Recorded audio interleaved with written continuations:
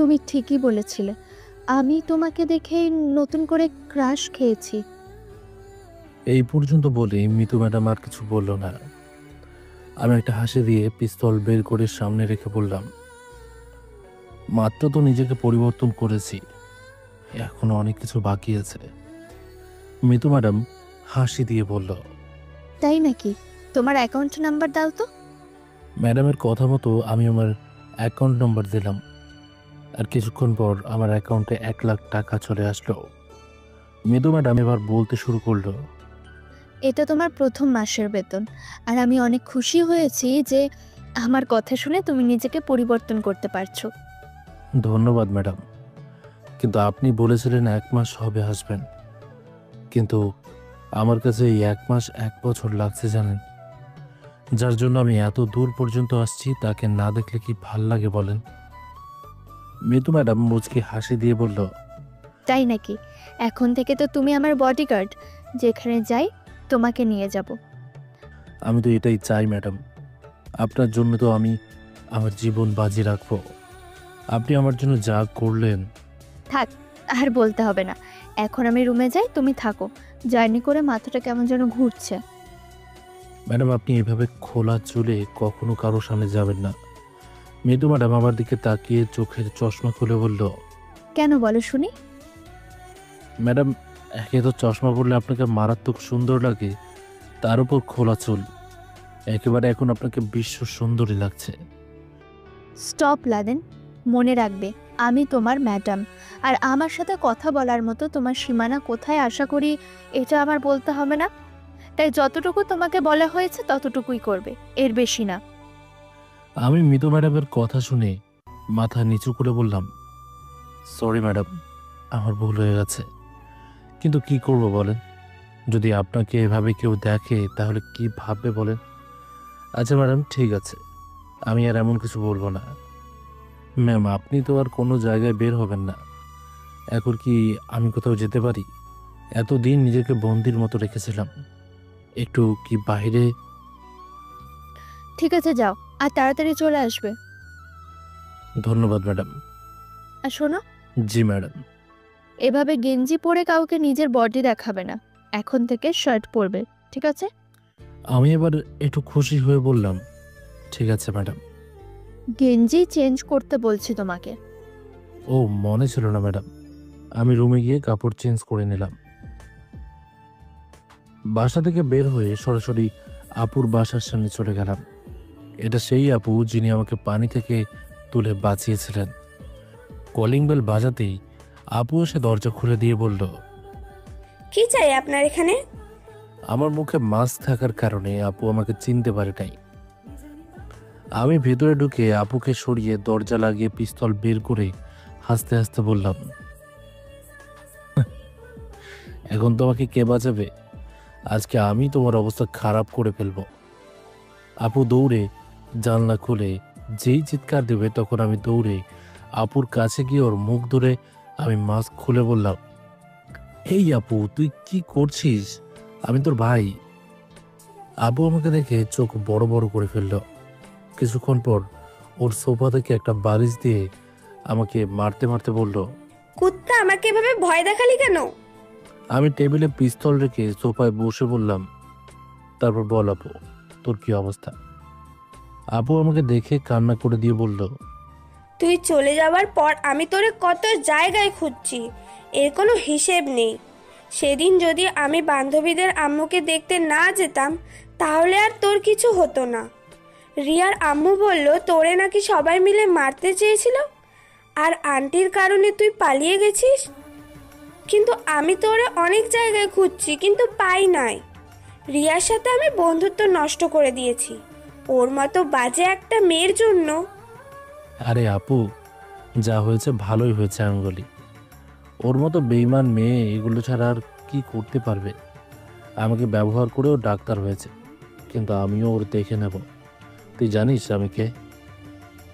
তুই তো আগের থেকে অনেক হ্যান্ডসাম হয়ে গেছস, হাতে আবার পিস্তল, আর তোরে দেখে তো এখন আমার খুব ভালো লাগছে। নিজেকে পরিবর্তন করেছি আপু। তো এখন বল তুই কি করিস? করি তো অনেক কিছুই, তবে খুব স্পেশাল কিছু করি বলতে পারিস। সেটা কি আমি জানাতে পারি না ভাই? এমপি ম্যাডামের একমাত্র বডিগার্ড আমি। যদি কোনো দরকার হয় বলিস, আমি আছি। মিতু ম্যাডামের বডিগার্ড তুই? কি বলিস? আমার তো বিশ্বাস হচ্ছে না। এমন এক সময় ছিল যখন আমি ওনাদের বাসার দারোয়ানের কাজ করতাম, আর সেটা রিয়ার জন্য। কিন্তু ওই রাতুল যখন আমাকে মারতে চেয়েছিল, তখন শাশুড়ি আম্মা আমাকে বাঁচিয়েছে। আর যখন আমার অবস্থা খারাপ ছিল, তখন রাস্তা থেকে মিতু ম্যাডাম আমাকে তুলে নিয়েছিল।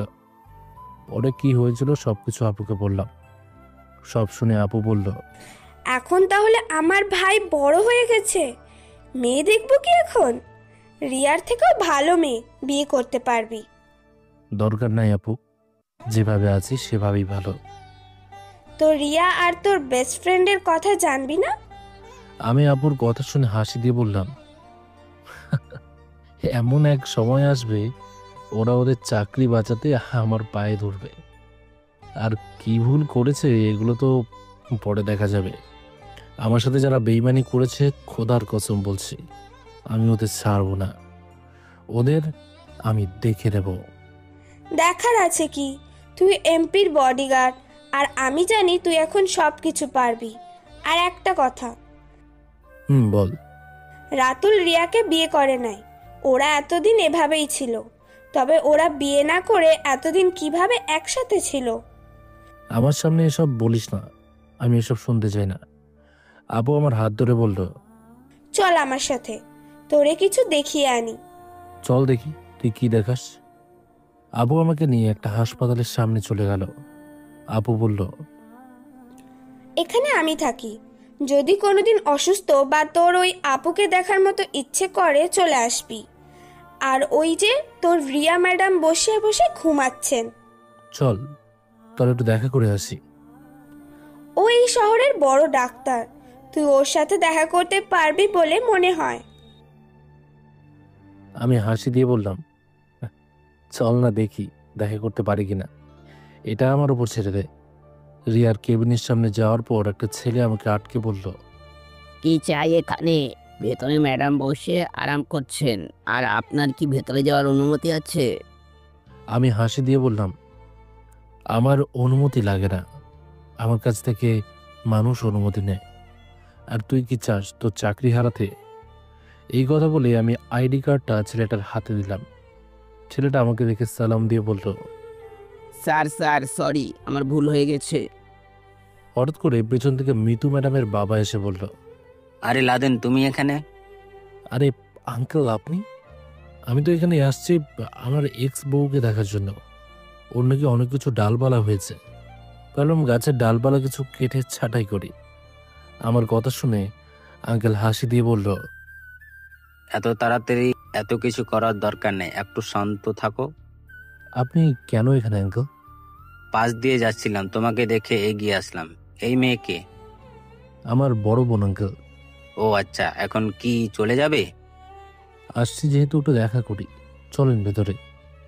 এত মানুষ গেলে সন্দেহ করবে। তুমি আর তোমার বোন ভেতরে যাও, আমি এখানে আছি। যদি এখন কোনো কিছু বলে পায়ে গুলি করে পঙ্গু করে দিবে, বাকিটা আমি দেখব। আচ্ছা সমস্যা নেই আঙ্কেল। আমি আর আপু ভেতরে ঢুকতে লাগলাম। আমাদের দিকে রিয়া দাঁড়িয়ে বলল, এই আপনারা কারা? এভাবে ভিতরে ঢুকছেন কেন? আপু মুখ থেকে মাস্ক সরিয়ে বলল। কিরে রিয়া, তোর কি খবর? আবুর কথা শুনে রিয়া বলল, এতদিন পর তুই এখানে? তা কি মনে করে? নাকি এখন তোর কিছু লাগবে? যদি কিছু লাগে বলতে পারিস। আমার আবার কি লাগবে?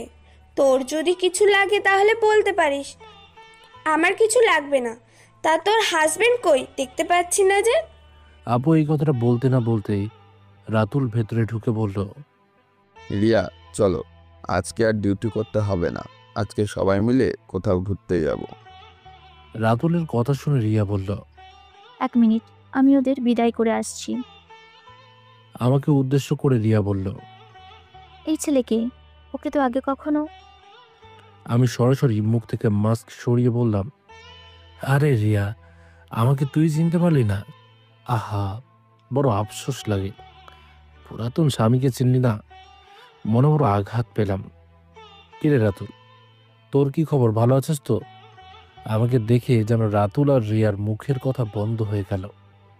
আমি কোমর থেকে পিস্তল বের করে আপুর হাতে দিয়ে বললাম, আপু, এটা তুই রাখ, নইলে আমি আবার এখন এটা খুব চালাতে পারি। হঠাৎ বাইরে থেকে ডাক এলো, লাদেন চলো, অনেক কথা হয়েছে। আসছি আঙ্কেল, 1 মিনিট। আমি এবার রিয়ার দিকে তাকিয়ে বললাম, আমাকে মারতে চেয়েছিলিস না? এখন শুধু দেখবি কে কাকে মারে। এবার আমি রাতুলের সামনে গিয়ে জোরে জোরে বললাম, মনে পড়ে রাতুল, গ্রামের এই সুমাইয়ার সাথে কট খেয়েছিলি? ওই মেয়ের পেটে বাচ্চাও ছিল, কিন্তু তোরে বাঁচিয়েছি আমি। আর আমাকে তুই ব্যবহার করে এত দূর, খুব শীঘ্রই তোর সাথে খারাপ কিছু হবে। আপু চল তো, এখানে আর কিছু বললাম না। বাইরে গিয়ে আঙ্কেলকে বললাম, আঙ্কেল, ওরা এখনো বিয়ে করেনি? বিয়ের আগেই ওরা এসব নষ্টমি করে বেড়াচ্ছে। আমি চাই আপনি। আমি দেখছি এই বিষয়টা, আর তুমি কি আবার কোনোভাবে? ওদের শুধু আমি শাস্তি দিতে চাই, আর কিছু না। রিয়াকে দেখলে আমার ঘৃণায় গা ঘিন ঘিন করে। ছি ছি। আপুকে বিদায় দিয়ে বাসায় চলে গেলাম। বিকালে ছাদে দাঁড়িয়ে আছি, হঠাৎ পিছন থেকে শব্দ আসলো। কি ব্যাপার লাদেন, এখানে দাঁড়িয়ে আছো যে? আর বাসা কখন আসলা? দেখলাম না যে। আমি তাড়াতাড়ি চোখের পানি মুছে পেছনে তাকিয়ে দেখি মৃদু ম্যাডাম দাঁড়িয়ে আছে। মৃদু ম্যাডামকে দেখে আমি বললাম, এই তো ম্যাডাম, মাত্র কিছুক্ষণ হলো আসছি। মৃদু ম্যাডাম আমার দিকে এগিয়ে এসে বলল, কি ব্যাপার লাদেন, তোমার চোখগুলো লাল হয়ে আছে কেন? মনে হচ্ছে যেন তুমি কান্না করছো।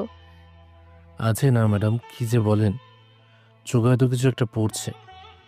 দেখো লাদেন, আমার সাথে মিথ্যা কথা বলো না। আমি জানি কিছু একটা তো হয়েছে। কি হয়েছে বলো। অনেকদিন পর রিয়াকে দেখছি ম্যাডাম। জানেন ম্যাডাম, ও এখন খুব সুখে আছে। আমাকে বোকা পেয়ে ওরা আমায় ব্যবহার করেছে। আমি সারাদিন কাজ করে ওরে টাকা পাঠাই, আর অন্যদিকে আমার বন্ধু রাতুল শহরে থেকে ওর সাথে প্রেম করে। জানেন ম্যাডাম, ওদের যখন আমি প্রথম একসাথে এক রুমে দেখেছি, তখন যে আমার কতটা খারাপ লাগছে বলার বাইরে। মনের দুঃখ মনেই চেপে রেখেছি, কাউকে দেখাতে পারছি না।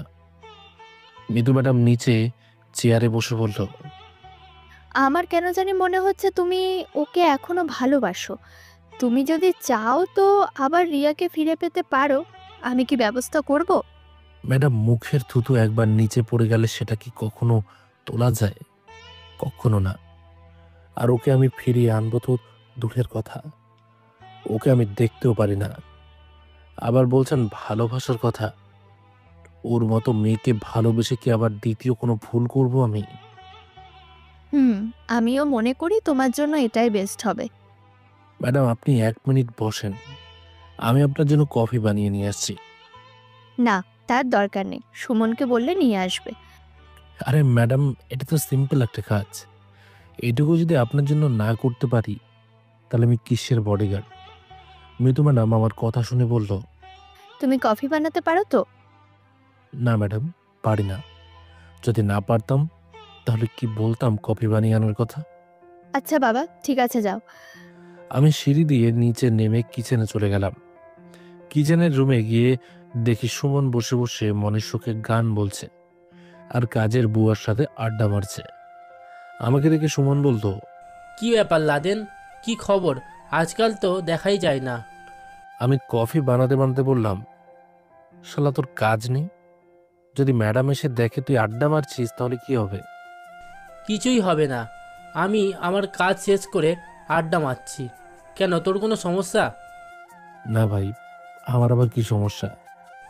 তুই ম্যাডামের জন্য কফি বানাবি নাকি? মনে হচ্ছে সামথিং সামথিং, কোনো একটা বিষয়। সুমনের কথা শুনে বললাম, কোথায় আমি আর কোথায় উনি?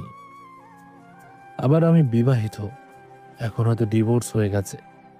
তবে ওনার যোগ্য হলে হয়তো এই স্বপ্ন দেখা যেত। কোথায় আসমান আর কোথায় জমিন। কি কষ্ট, তুই বিবাহিত আবার ডিভোর্স, কিছুই তো বুঝলাম না। এত বুঝতে হবে না, অন্য একদিন তোরে বুঝিয়ে বলবো। এখন যাই, ম্যাডাম একা একা বসে আছেন। লাদেন শোন। হুম, বল। তোর কিন্তু এখন সেই বডি হয়েছে, যদি চেষ্টা করিস ম্যাডাম পটে যেতে পারে। চিন্তা করবি না, আমি তোর সাথে আছি, তুই কাজ চালিয়ে যা। দূর বেড়া, তোর উল্টাপাল্টা কথা রাখতো, পানিতে গিয়ে ডুবে মর তুই। আমি গেলাম। এই কথা বলে কফির মগটা নিয়ে উপরে চলে গেলাম। গিয়ে দেখি ম্যাডাম নিউজ পেপার পড়ছেন। আমাকে দেখে মিতু ম্যাডাম বলল, ও লাদেন, তুমি এসেছো? আমি ম্যাডামের হাতে কফির মগটা দিয়ে বললাম, যখন বাবা ছিলেন তখন তিনি আমাকে কফি বানিয়ে খাওয়াতেন, আর বাবার কাছ থেকে আমি শিখেছি। তবে বাবা মারা যাওয়ার পর একা হয়ে গেলাম। একটা ভাই ছিল, সেও আমাকে বিদায় করে দিয়েছে। থাক, মন খারাপ করো না, এখন সব ঠিক হয়ে যাবে। মিতু ম্যাডাম চুপচাপ কফি খেতে লাগলো। আমি ছাদে দাঁড়িয়ে আছি। হঠাৎ করে দেখি পাশের ছাদ থেকে একটা মেয়ে হাত দিয়ে হাই বলছে। আমি ইশারা করে বললাম, আমাকে বলছেন কি? মেয়েটা ওই পাশ থেকে বলল, হ্যাঁ, আপনাকেই বলছি। জি বলেন, কি বলবেন? আপনার নামটা কি যেন? নাম দিয়ে আপনি কি করবেন? আপনি তো আমার প্রতিবেশী, নামটা কি আমি জানতে পারি না? আগে আপনার নাম বলেন শুনি, পরে বলবো।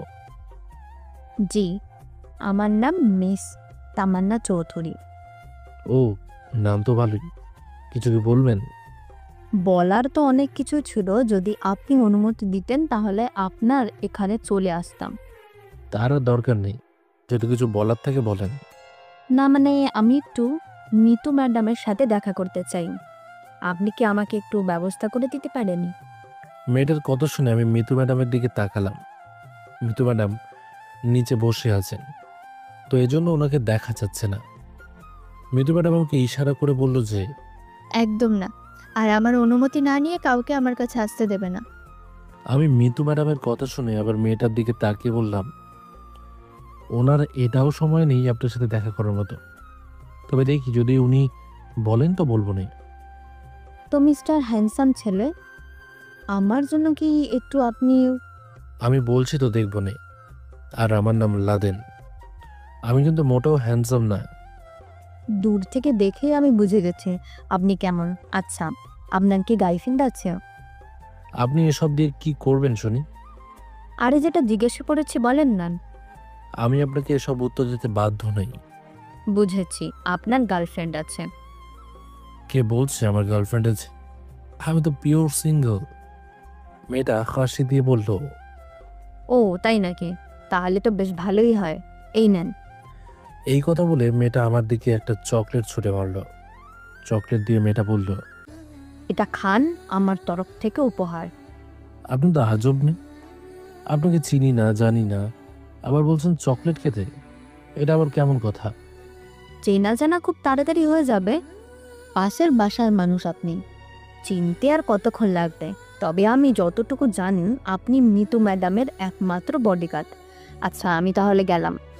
তামান্না চলে যেতেই আমি মনে মনে বললাম, আজব মেয়ে তো, কোথার থেকে এসেছে আবার বলছে খুব তাড়াতাড়ি চেনা জানা হয়ে যাবে। আমি পেছনে ফিরতেই দেখি মিতু ম্যাডাম আমার দিকে তাকিয়ে আছে। মনে মনে বললাম, মিতু ম্যাডাম যে এখানে ছিল আমার তো খেয়ালই ছিল না। দূর বাবা, মাঝে মাঝে যে আমি কিসব উল্টোপাল্টা কাজ করি নিজেও বলতে পারি না। আমার হাতে চকলেট দেখে মিতু ম্যাডাম বলল, এটা ফেলে দাও, আর কোনো অচেনা মানুষের সাথে কথা বলবে না, এই মেয়ের থেকে দূরে থাকবে, মনে থাকে যেন। জি ম্যাডাম, তবে চকলেট তো খাওয়ার জিনিস, খাই ম্যাডাম, ফেলে দিলে অপচয় হবে না। মিতু ম্যাডাম আমার দিকে চোখ রাঙিয়ে বলল, মাঝে মাঝে মন চায় তোমাকে। আমি তাড়াতাড়ি চকলেট নিচে ফেলে দিয়ে বললাম, ও হয়েছে ম্যাডাম এখন? হুম, হয়েছে। ম্যাম তাহলে কি এখন আমি নিচে যাব? এখনো গোসল করি নাই। লাদেন শোনো, বাবা আমার জন্য পাত্র দেখছেন, আমার ফোনে অনেকগুলো পিক আছে, দেখো তো তোমার কোনটাকে পছন্দ হয়। মিতু ম্যাডামের কথা শুনে আমার কেমন কেমন যেন লাগতে লাগলো। মনটা যেন মুহূর্তের ভেতরে খারাপ হয়ে গেল। কেমন যেন খারাপ লাগতে লাগলো, এটা বলতে পারি না। আমি নিজেকে ঠিক রাখার জন্য বললাম, ম্যাডাম আমি নিচে যাই, আর আপনার পছন্দ আমার পছন্দ মিলবে না। হঠাৎ করে আবার তোমার কি হয়েছে লাদেন? কিছুই হয় নাই ম্যাডাম, আমি গেলাম। এই কথা বলে ছাদে আর দাঁড়ালাম না। কেন জানি মনটা খারাপ হয়ে গেল। একটা সিগারেট জ্বালিয়ে খেতে লাগলাম। আচ্ছা ম্যাডাম, পাত্রের কথা বলতেই আমার হঠাৎ খারাপ লাগতে লাগলো কেন? এটাই তো বুঝতে পারছে না। জানি না আমার কেন জানি খারাপ লাগছে। ওয়াশরুমে গিয়ে ইচ্ছে মতো মাথায় পানি দিতে লাগলাম। গোসল করে আবার রুমে চলে গেলাম। সকালে ম্যাডামকে নিয়ে অফিসে চলে গেলাম। আমি শুধু ম্যাডামের পাশে দাঁড়িয়েছিলাম আর উনি কাজ করছিলেন। সারাদিন এভাবেই চলে গেল। বিকেলে ম্যাডাম আমাকে বলল, লাদেন চলো এক জায়গায় যাই, আজকে কাজ করে একদম হাঁফিয়ে গেছি। কোথায় যাবেন ম্যাডাম? আরে চলো তো। ম্যাডাম বলার পর আমি গাড়িতে গিয়ে বসলাম। গাড়ি গিয়ে একটা ফুচকার দোকানের সামনে থামবো। ম্যাডাম গাড়ি থেকে নামার পর আমি ওনার সামনে চলে গেলাম। মিতু ম্যাডাম একটা চেয়ারে বসে আমাকে বলল, ফুচকার অর্ডার দাও তো লাদেন। আমি এক প্লেট ফুচকার অর্ডার দিয়ে ম্যাডামের পাশে দাঁড়ালাম। হঠাৎ কোথা থেকে রিয়া আর রাতুল আসলো। ওরা এসে মিতু ম্যাডামের কাছে যেতে লাগলো। আমি সাথে সাথে পিস্তল বের করে ওদের সামনে ধরে বললাম, কি চাই এখানে? রিয়া আমার দিকে তাকিয়ে বলল, তুই কে রে? তোর সাথে আমি কথা বলবো। আমি রাগে বললাম, আমি কে মানে? আর আমাকে তুই করে কথা বলছিস? তোর তো সাহস কম না? তুই জানিস আমি কে? আমি ম্যাডামের একমাত্র বডিগার্ড, আর আমাকে তুই করে বলছিস? আমার কথা শুনে রিয়া বলতে লাগলো। সরি স্যার, আমার ভুল হয়ে গেছে। রিয়ার কথা শুনে আমার আজকে কেন জানি একটু ভালো লাগতে লাগলো। এত পড়াশোনা করে কি লাভ? শেষে তো আমাকে স্যার বলতে হয়েছে। মাত্র তো শুরু, আরো কত কি বাকি আছে। আমি এবার বললাম, কি যেন বললেন শুনি নাই তো, আবার বলেন তো। রিয়া দাঁতের দাঁত কামড় দিয়ে বলল, আমি কি এখন একটু মিতু ম্যাডামের সাথে দেখা করতে পারি? সরি, আজকে পারবেন না। উনি এখন বিজি আছেন। যদি দেখা করতে চান তাহলে ওনারা অফিসে চলে যাবেন। মিতু ম্যাডাম পিছন থেকে বলল, লাদেন ওকে আসতে দাও, ও আমার গ্রামের মেয়ে। আমি পথ ছেড়ে বললাম, যান। রিয়া মিতু ম্যাডামের সামনে গিয়ে বলল, আপনি তো আমাদের গ্রামের সম্মানীয় ব্যক্তি। এই নেন কার্ড। সামনে শুক্রবারে আমার আর রাতুলের বিয়ে, আপনি কিন্তু অবশ্যই আসবেন। আমি পেছন থেকে বললাম, মিতু ম্যাডাম, আপনি কি জানেন আজকাল আমাদের গ্রামের মেয়েরা কতটা উন্নত হয়েছে? তারা নিজের স্বামী রেখে বাইরে পরকীয়া প্রেম করে বেড়ায়, আর এখন বিয়ে করবে হাহেরে দুনিয়ার মানুষ। রাতুল আমার দিকে তাকিয়ে বলতো, লাদেন শোন, আমি আসলেই আমি রেগে পিস্তল রাতুলের মুখের ভেতর ঢুকিয়ে বললাম, কুত্তার বাচ্চা, আর একটা যদি শব্দ করিস এখানেই ভরে দেব। আর তোরে মারতে আমার একটু সময় লাগবে না। তুই আমার বেস্ট ফ্রেন্ড নামের কলঙ্ক। তোর মতো বেস্ট ফ্রেন্ড যেন কারণ না হয়। এই কথা বলে পিস্তল নিচে নামিয়ে কান্না করে দিলাম। কোনোভাবে যেন এখন নিজেকে মানাতে পারছি না। মিতু ম্যাডাম আমার দিকে তাকিয়ে বলল, লাদেন যাত্রার সাথে রাস্তায় এরকম বিয়াদবি করবে না। তোমার হয়তো তার সাথে পুরাতন শত্রুতা আছে, কিন্তু আমার নেই, মনে থাকবে তো? আমি রাতুলকে সরি বলে একটু দূরে সরে গেলাম। কখনো যে রাতুলকে সরি বলবো এটা আশা করি নাই। আজকে সবকিছু মিতু ম্যাডামের জন্য হয়েছে। চোখের পানি মুছে দাঁড়িয়ে আছে। রিয়া যাওয়ার আগে আমার দিকে একবার তাকিয়ে বলল, আমার পেছনে তুই যতগুলো টাকা খরচ করেছিস আমি সবগুলো তোরে ফিরিয়ে দেব। মিতু ম্যাডাম রিয়াকে ডাক দিয়ে বলল। রিয়া শোনো। রিয়া মিতু ম্যাডামের কথা শুনে বলল, জি ম্যাম বলেন। লাদেন আমার একমাত্র বডিগার্ড, ওকে আজ থেকে সম্মান দিয়ে কথা বলবে, ঠিক আছে? রিয়া আচ্ছা বলে চুপচাপ চলে গেল। আজকে মিতু ম্যাডামের জন্য আমার রাতুলের কাছে মাপ চাইতে হয়েছে। কেন জানি নিজের মনকে মানাতে পারছি না। খাবার শেষে মিতু ম্যাডাম বলল, লাদেন এখন চলো। আমি চুপচাপ গাড়ির ভিতরে চলে গেলাম। একটাও কথা বলি নাই মিতু ম্যাডামের সাথে। কিছুটা সামনে যাওয়ার পর কয়েকজন ছেলে আমাদের গাড়ি আটকে ধরল। তবে ওদের মুখ বাঁধা আর হাতে লম্বা লম্বা ছুরি আছে। আমি গাড়ি থেকে নেমে ড্রাইভারকে বললাম, আপনি গাড়ি নিয়ে যান, আমি দেখছি। ছেলেগুলো বলল, কে কোথায় যাবে? তাদের নিয়ে যেতেই তো আমরা এসেছি। একে তো মাথা গরম, তার উপর ওরা পিস্তল বের করেই একটা ছেলের পায়ে গুলি করলাম। বাকি ছেলেগুলো আমার উপর ঝাঁপিয়ে পড়ল। সবগুলো ছেলেকে এক এক করে বাজিয়ে ছাড়লাম। হঠাৎ মনে হলো হাত থেকে রক্ত পড়ছে, বাম হাতের অনেকটাই কেটে গেল, আবার পিছন থেকেও রক্ত পড়ছে। যেই ছেলেটা পায়ে গুলি করেছিলাম ওর মাথায় পিস্তলটা কি বললাম, তোরে কে এখানে পাঠিয়েছে তাই বল, নইলে এখানে যতগুলো গুলি আছে সব তোর মাথায় ভরে দেব। ছেলেটা ভয়ে ভয়ে বলে দিল, রাসেল ভাইয়া আমাদের এখানে পাঠিয়েছে। এই রাসেল আবার কে? হয়তো ম্যাডামের শত্রু। আঙ্কেলকে জিজ্ঞেস করলে হয়তো এর উত্তর পাবো। ছেলেগুলোকে উদ্দেশ্য করে বললাম, যদি প্রাণে বাঁচতে চাস তাহলে এখন এখান থেকে চলে যা। আর তোর রাসেল ভাইকে বলিস আমি যতদিন আছি ততদিন মিতু ম্যাডামের শরীরে কেউ একটা ফুলের টোকাও দিতে পারবে না। এখন এখান থেকে চলে যা। আমি বলার পর ছেলেগুলো দৌড়ে চলে গেল। ওদের হারানোর সবচেয়ে বড় কৌশল ছিল ওদের ভয় দেখানো। আমার বডি দেখেই ওরা ভয় পেয়ে গেছে। আর সব কয়টা ছেলে আমাকে মেরেও কিছু করতে পারে নাই। রাস্তা থেকে কিছু ছেলেকে টাকা দিয়ে পাঠিয়েছিল হয়তো মৃত ম্যাডামকে মারতে। আমি গাড়ির সামনে গিয়ে বললাম, ড্রাইভার, ম্যাডামকে নিয়ে বাসায় যাও, আমি হাসপাতাল থেকে আসছি। পেছন থেকে ম্যাডাম বলল, তুমি একা একা যেতে পারবে না, গাড়িতে ওঠো। কারো পাওয়ার দেখিয়ে যদি কিছু না করতে পারি তাহলে আমার কারো দয়ার দরকার নেই। আমি একা একা যেতে পারবো। ড্রাইভার, তোমাকে যেতে বলেছি আমি। আর রাস্তায় যদি কেউ সামনে দাঁড়ায় তাহলে গাড়ি থামাবে না, একেবারে উপর দিয়ে তুলে চলে যাবে। এখন যাও। ড্রাইভার আমার কথা শুনে চুপচাপ চলে গেল।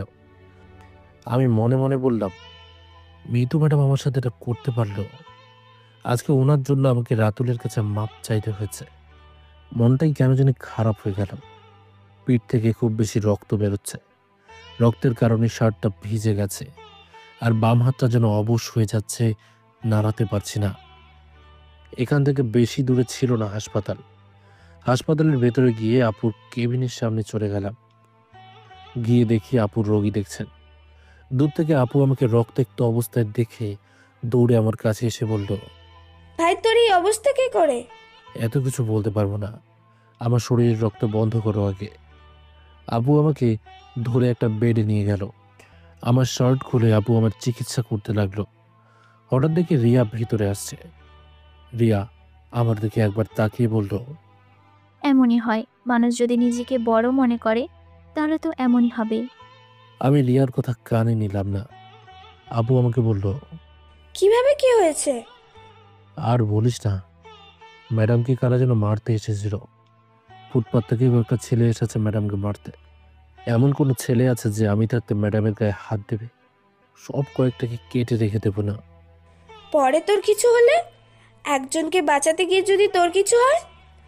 আমার এই পৃথিবীতে কেউ নেই, যদি মারাও যাই তাতেও কোনো সমস্যা নেই। এখন বল, আমি কি যেতে পারবো? আজকে যেতে পারবি না, সকালে যেতে হবে।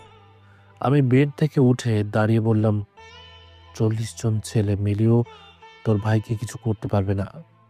সেখানে আবার কিছু পোকামাকড় মেরে আমাকে কি করবে? আমাকে এখন বাসায় যেতে হবে। দূর থেকে রিয়া আপুকে বলল, তোর ভাইকে বল, আমাদের হাসপাতালে একটা নিয়ম আছে, আমরা রোগীকে এভাবে একা একা ছাড়তে পারি না। আমি হালকা একটু রাগ দেখিয়ে বললাম, এসব নিয়ম দিয়ে আমি আলুর ভর্তা করে খাই, তোদের নিয়ম তোরা রাখ। আপু আমি গেলাম। পিছন থেকে রিয়া বলল, সামনের শুক্রবারে আমার বিয়ে, কেউ যদি ভয়ে না আসতে চায় তাহলে না আসতে পারে। রিয়ার কথা শুনে আমি কিছু বলি নাই, চুপচাপ বের হয়ে গেলাম।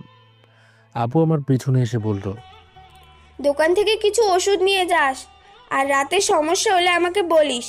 আচ্ছা ঠিক আছে আপু। আর রিয়ার কথায় তুই আবার ওর বিয়েতে যাবি নাকি? ধুর বাদ দে তো এসব। আমি সরাসরি বাসার সামনে চলে গেলাম। দরজার সামনে গিয়ে কলিং বেল দিতেই সুমন এসে দরজা খুলে দিল। সুমন আমাকে দেখে বলল, লাদেন, তোর এই অবস্থা হলো কি করে? আমি সুমনকে কিছু বললাম না, চুপচাপ ভিতরে যেতে লাগলাম। মিতু ম্যাডাম সোফায় বসে কিসের জন্য একটা ফাইল দেখছিলেন।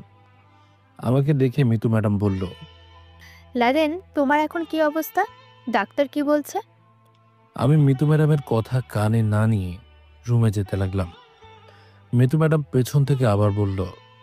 লাদেন, তোমাকে আমি দাঁড়াতে বলছি। আমি সরাসরি আমার রুমে গিয়ে দরজা বন্ধ করে দিলাম। এমনি মিতু ম্যাডামের ওপর আমার অনেক রাগ আছে, শুধু দেখাতে পারছি না। রুমে গিয়ে চুপচাপ বসে আছি আর চিন্তা করছি, আমার এই জীবনের কি কোনো দাম আছে যে যেভাবে ইচ্ছে সেভাবে আমাকে ব্যবহার করছে। সবাই নিজের প্রয়োজন অনুযায়ী ব্যবহার করে ছুঁড়ে ফেলে দেয় আমাকে। হঠাৎ শুনি বাইরে থেকে আঙ্কেল বলছে। তাদের দরজা খুলো, তোমার সাথে আমার কিছু কথা আছে। আমি আঙ্কেলের কথা শুনে বললাম, যদি আপনার কোনো কাজ থাকে বলতে পারেন, আমি সেটাও করে দেব। সবাই তো আমাকে শুধু ব্যবহার করে, আপনিও করলেন, সমস্যা নেই আঙ্কেল। বলেন আমাকে কি করতে হবে? কাউকে মারতে হবে নাকি ধরে আনতে হবে? তুমি এভাবে কথা বলছো কেন লাদেন? আমাকে চাকরি থেকে বের করে দেন, আমি এই চাকরি আর করতে চাই না। তোমাকে আমি দরজা খুলতে বলছি কিন্তু। আমি আঙ্কেলের কথা মতো দরজা খুলে বিছানার উপর গিয়ে বসলাম। আঙ্কেল ভিতরে এসে আমার সামনে দাঁড়িয়ে বলল, এখন তোমার কেমন লাগছে? আমার খবর নিয়ে আর আপনি কি করবেন? যদি কোনো কাজ থাকে তো বলতে পারেন। আঙ্কেল আমার মাথায় হাত দিয়ে বলল, বাবা, মিতু আমাকে সবকিছু বলেছে। দেখো বাবা, ও আমাদের জেলার এমপি, এজন্য ওর সবার সাথে ভালো ব্যবহার করতে হয়। ও আমার কাছে সবকিছু বলছে। দেখো, মন খারাপ করো না, তোমার কি দরকার আমাকে বলো, আমি দিব। আমার তো ভুল ছিল আপনাদের দেওয়া পাওয়ার ব্যবহার করা, আর এমন ভুল হয়তো কখনো করব না। বাবা দেখো, ও যদিও সামনে আবার এমপি নির্বাচন করে, তাহলে ওর জনগণের সাপোর্ট দরকার। আর সবার সাথে যদি ও খারাপ ব্যবহার করে তাহলে কি এটা হয় বলো? তুমি একটু বোঝার চেষ্টা করো। আচ্ছা, আমার মেয়ের হয়ে আমি মাপ চাইছি তোমার কাছে, যদি ভুল হয়ে থাকে তো। না আঙ্কেল, আপনি এভাবে বলবেন না। থাক, বাদ দেন, আমি কিছু মনে করি নেই। তবে ম্যাডামের জন্য আমার ওর কাছে মাপ চাইতে হয়েছে, এটা আমি মানতে পারছি না। আমি বুঝছি, তবে আমি কি করব বলো? আমি তো তোমাকে যা বলার বলছি। বাদ দেন আঙ্কেল। আর ওই যে রাসেলটাকে, যে ম্যাডামকে নাকি মারতে চায়। ওই রাসেলের কথা আর বলো না। ও হলো স্বরাষ্ট্রমন্ত্রীর ভাতিজা। ওর বাবা কয়েকদিন আগে আমাদের বাসায় আসছিল ওর ছেলের বিয়ের প্রস্তাব নিয়ে। আমার মেয়েকে নাকি কোথায় দেখছে, আর দেখেই নাকি ওকে পছন্দ হয়ে গেছে, এই জন্য বিয়ে করতে চাই। আমি তো বলছি আমার মেয়েকে ওদের ছেলের কাছে বিয়ে দিব না। ছেলের বাবা বলছে বিয়ে না দিলে আমার মেয়েকে নাকি জোর করে তুলে নিয়ে বিয়ে করবে। আর আমি কার কাছে আমার মেয়ের বিয়ে দিব বলো? ছেলেটার নামে 5টা ধর্ষণের মামলা আছে, আর সারাদিন নেশা করে বেড়াই। ওর কাছে আমি কিভাবে আমার মেয়েকে বিয়ে দেই তুমি বলো? তবে তুমি আজকে আমার মেয়ের জন্য যা করছো, তোমাকে ধন্যবাদ দিলেও ছোট হয়ে যাবে। এখানে ধন্যবাদ দেওয়ার কি আছে আঙ্কেল? আমি তো শুধু আমার কাজ করছি, আর এটাই তো আমার কাজ। ম্যাডামকে বাঁচাতে গিয়ে যদিও আমার মরতে হয়, তাহলে আমি সেটা করতেও রাজি। এমন কিছু হবে না আমি আশা করি। এখন আমি ওপর মহলে কথা বলে ওর গার্ড শক্ত করব, যাতে আমার মেয়ের ওপর কেউ হামলা না করতে পারে। সেটা আপনার ইচ্ছা আঙ্কেল। এখন চলো, কিছু খাবে? না, আজকে আর কিছু খাবো না, ভালো লাগছে না। তোমাকে যেতে বলছি আমি, চলো। প্লিজ আঙ্কেল, জোর করবেন না, আমার সত্যিই ভালো লাগছে না। আচ্ছা, যখন খিদে লাগে তখন খেয়ে নিও, আমি এখন গেলাম। এই কথা বলে আঙ্কেল চলে গেল। আমি রুমে বসে আছি অনেকক্ষণ হলো, কিছুই ভালো লাগছে না। এই জন্য রুম থেকে বেরোলাম। তবে মিতু ম্যাডামকে এখানে দেখি নাই, হয়তো উনি ওপরে আছে, নইলে ঘুমোচ্ছেন। আমি বাসা থেকে বের হয়ে রাস্তার পাশে চলে গেলাম। কয়েকটা কুকুর বসে আছে এখানে। আমি গিয়ে কুকুরগুলোর পাশে বসলাম। রাস্তা থেকে উঠেই তাকিয়ে দেখি ছাদে কাউকে দেখা যাচ্ছে না, তাহলে তো ম্যাডাম ঘুমাচ্ছেন। আমি রাস্তা থেকে উঠে দোকান থেকে এক ব্যাগ রুটি নিয়ে আবার কুকুরগুলোর পাশে গেলাম। কয়েকটা রুটি সামনে ফেলতেই কুকুরগুলো দৌড়ে আমার দিকে আসলো রুটিগুলো খেতে। এই কুকুরগুলো প্রতিদিন রাস্তার পাশেই থাকে, ওদের যেখানে জায়গা হয় সেখানেই থাকে। ওদের মতো জীবন তো এখন আমারও হয়ে গেছে। মিতু ম্যাডাম এখন আমাকে কাজের বিনিময়ে টাকা দেয়, আর উনি আমাকে যেভাবে বলেন আমাকে সেভাবেই চলতে হয়। কি ব্যাপার মিস্টার হ্যান্ডসাম ছেলে, তোমার কি অবস্থান? আর হাতে কি হয়েছে তোমার? মনে হচ্ছে বড় কোনো অ্যাক্সিডেন্ট হয়েছিল। আমি পেছনে তাকিয়ে দেখি আমার বাসার পাশের মেয়ে তামান্না, যার সাথে ওই দিন আমার ছাদে কথা হয়েছিল। তামান্নাকে দেখে বললাম, ভালো। তোমার কি খবর? আমার খবর রাখেন মিয়া, আপনার এই অবস্থা কি করে হয়েছে বলেন? শুনে আপনি কি করবেন? আরে বলতে পারেন না? সরি বলতে পারবো না। আপনার ইচ্ছা যদি বলেন তো বলতে পারেন, নয়তো আপনাকে আমি জোর করব না। আমি বা আপনার কে? সেটাই তো। রাস্তার পাশের কুকুরের সাথে বসে আছেন কেন? কেন? এখানে বসে থাকতে কি মানা আছে নাকি? না, আমি সেটা বলছি না। বলছি যে হঠাৎ করে এখানে বসে আছেন যে। এই এমনি কুকুরগুলোকে দেখছিলাম আর মনে মনে চিন্তা করছি মানুষ বেইমানি করতে পারে, তবে একটা কুকুর কখনোই বেইমানি করবে না। মন খারাপ আপনার? হয়তো এমন কিছুই। কিছু খেয়েছিলেন? দেখুন তো মুখটা শুকনো শুকনো লাগছে। এসব জেনে আপনার লাভ কি? আপনি কোথায় যাবেন? আমি আবার কোথায় যাব? আপনাকে এখানে দেখে চলে আসলাম। আপনি একটু এখানে এসে বসেন, আমি আসছি। এই কথা বলে তামান্না মেয়েটা আবার চলে গেল। কিছুক্ষণ পরে তামান্না হাতে ঝালমুড়ি নিয়ে ফিরল। আমার সামনে দাঁড়িয়ে তামান্না বলল, নেন ঝালমুড়ি খান। খাওয়ার ইচ্ছে নাই, ভাল লাগছে না। খাবেন নাকি ফেলে দিবে? তামান্নার কাছ থেকে ঝালমুড়ি নিয়ে খেতে লাগলাম। ওর দিকে তাকিয়ে বললাম, অনেক অনেক ধন্যবাদ আপনাকে। আজকে রাগের জন্য কিছুই খাই নাই। থাক, ধন্যবাদ দিতে হবে না। আমি কি আপনার পাশে একটু বসতে পারি? বসেন। আমি না করব কেন? এটা কি আমার বাবার রাস্তা যে আমি না করব? আপনি তো দেখে খুব মজার মানুষ। আরে না, এতটাও মজার মানুষ আমি না। আচ্ছা, আপনি বলছিলেন মিতু ম্যাডামের সাথে দেখা করবে, আমি কি ব্যবস্থা করে দেবো? ওইটা তো এমনিই বলছিলাম, আপনার সাথে যেন কথা বলতে পারি। ম্যাডামের সাথে দেখা করব, এটা তো শুধুমাত্র একটা বাহানা ছিল। আমি এবার ঝালমুড়ি খাওয়া বাদ দিয়ে তামান্নার দিকে তাকিয়ে বললাম, তো কেন এমন করছেন জানতে পারি? এত জেনে কি করবেন? চলতে থাকুন এভাবে, পরে জানতে পারবেন। আপনি জানেন আমার বউ আছে। তামান্না আমার দিকে চোখ বড় বড় করে তাকিয়ে বলল, কি? এই তো এখন শুনেই মুখটা কেমন করে দিলেন। এই জন্য বলছিলাম কারোর সাথে কথা বলার আগে তার সম্পর্কে সবকিছু জেনে নেবেন। আগে বউ ছিল, তবে এখন ডিভোর্স হয়ে গেছে। ও শুধু নামে বউ ছিল। বিয়ে করছিলাম ঠিকই, তবে ওর হাত ভালো করেই ধরতেই পারি নাই। এই পর্যন্তই সবকিছু শেষ। মানে কিছু বুঝলাম না। বউ আছে কিন্তু ডিভোর্স? কি বলেন? এত বুঝতে হবে না। তারপর বলেন, আপনার কি খবর? বয়ফ্রেন্ড আছে? বয়ফ্রেন্ড নাই তো, দেখেই তো আপনার কাছে আসছে। কিন্তু আপনি... কোনো কিছু হওয়ার আগে আমি বলি শুনেন, আমার বাবা মা কেউ নেই। যার জন্য সব কিছু করছিলাম সে আমাকে ডিভোর্স দিয়ে অন্য কারোর হাত ধরে চলে গেছে। এখন একা একা আছি আর মিতু ম্যাডামের বডিগার্ডের কাজ করি। এই পর্যন্ত। হঠাৎ করে আমার নজর গেল ছাদে। ছাদের এক কোনায় মিতু ম্যাডাম দাঁড়িয়ে আমাদের দেখছেন, আর এটা দূর থেকে স্পষ্ট বোঝা যাচ্ছে। দেখলে দেখবে, তাতে আমার কি? আমার এখন কাজ নেই। আমি যেখানে ইচ্ছা সেখানে বসে আড্ডা দেব, তাতে ওনার কি? তামান্না আমার কথা শুনে বলল, আপনার জীবনে আগে কি হয়েছিল না হয়েছিল আমি তা জানতে চাই না, তবে আপনাকে কিছু বলতে চাই। আমি এবার দাঁড়িয়ে বললাম, এত কিছু বলার দরকার নেই তোমার। যাও, বাসায় গিয়ে ঘুমাও। তামান্না হঠাৎ করে আমার হাত ধরে বলল, আমি কি আপনার হাতটা ধরতে পারি? আমি তামান্নার হাত ছাড়িয়ে বললাম, এসব এখন আমার আর ভালো লাগে না, অন্য কোথাও ট্রাই করতে পারেন। কেন? আপনার বুঝি মন নেই? মন থাকলে কি সব কিছু হয়? আর তাছাড়া আমি এখন এসবে বিশ্বাস করি না। আমার কাছে এসব মৃত।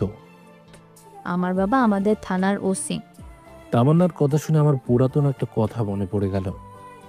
গ্রামের একটা মেয়ে আমার গালে থাপ্পড় দিয়ে বলেছিল, আমার বাবা এই থানার ওসি। আমার মনে হচ্ছে এখানে কোনো একটা কিছু তো আছে। আমি এবার তামান্নাকে বললাম, তোমার কি আর কোনো বোন আছে?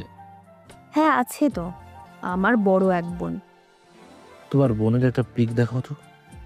কেন কেন? আরে দেখাও না, দরকার আছে।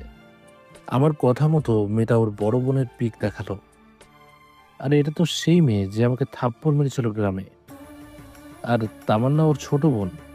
বাবা, ভালোই তো। তামান্না আমার দিকে তাকিয়ে বলল, আপনি কি করতে চাইছেন বলেন তো? আমাকে আপনি চিনতেন, মিথ্যা বলবেন না কিন্তু।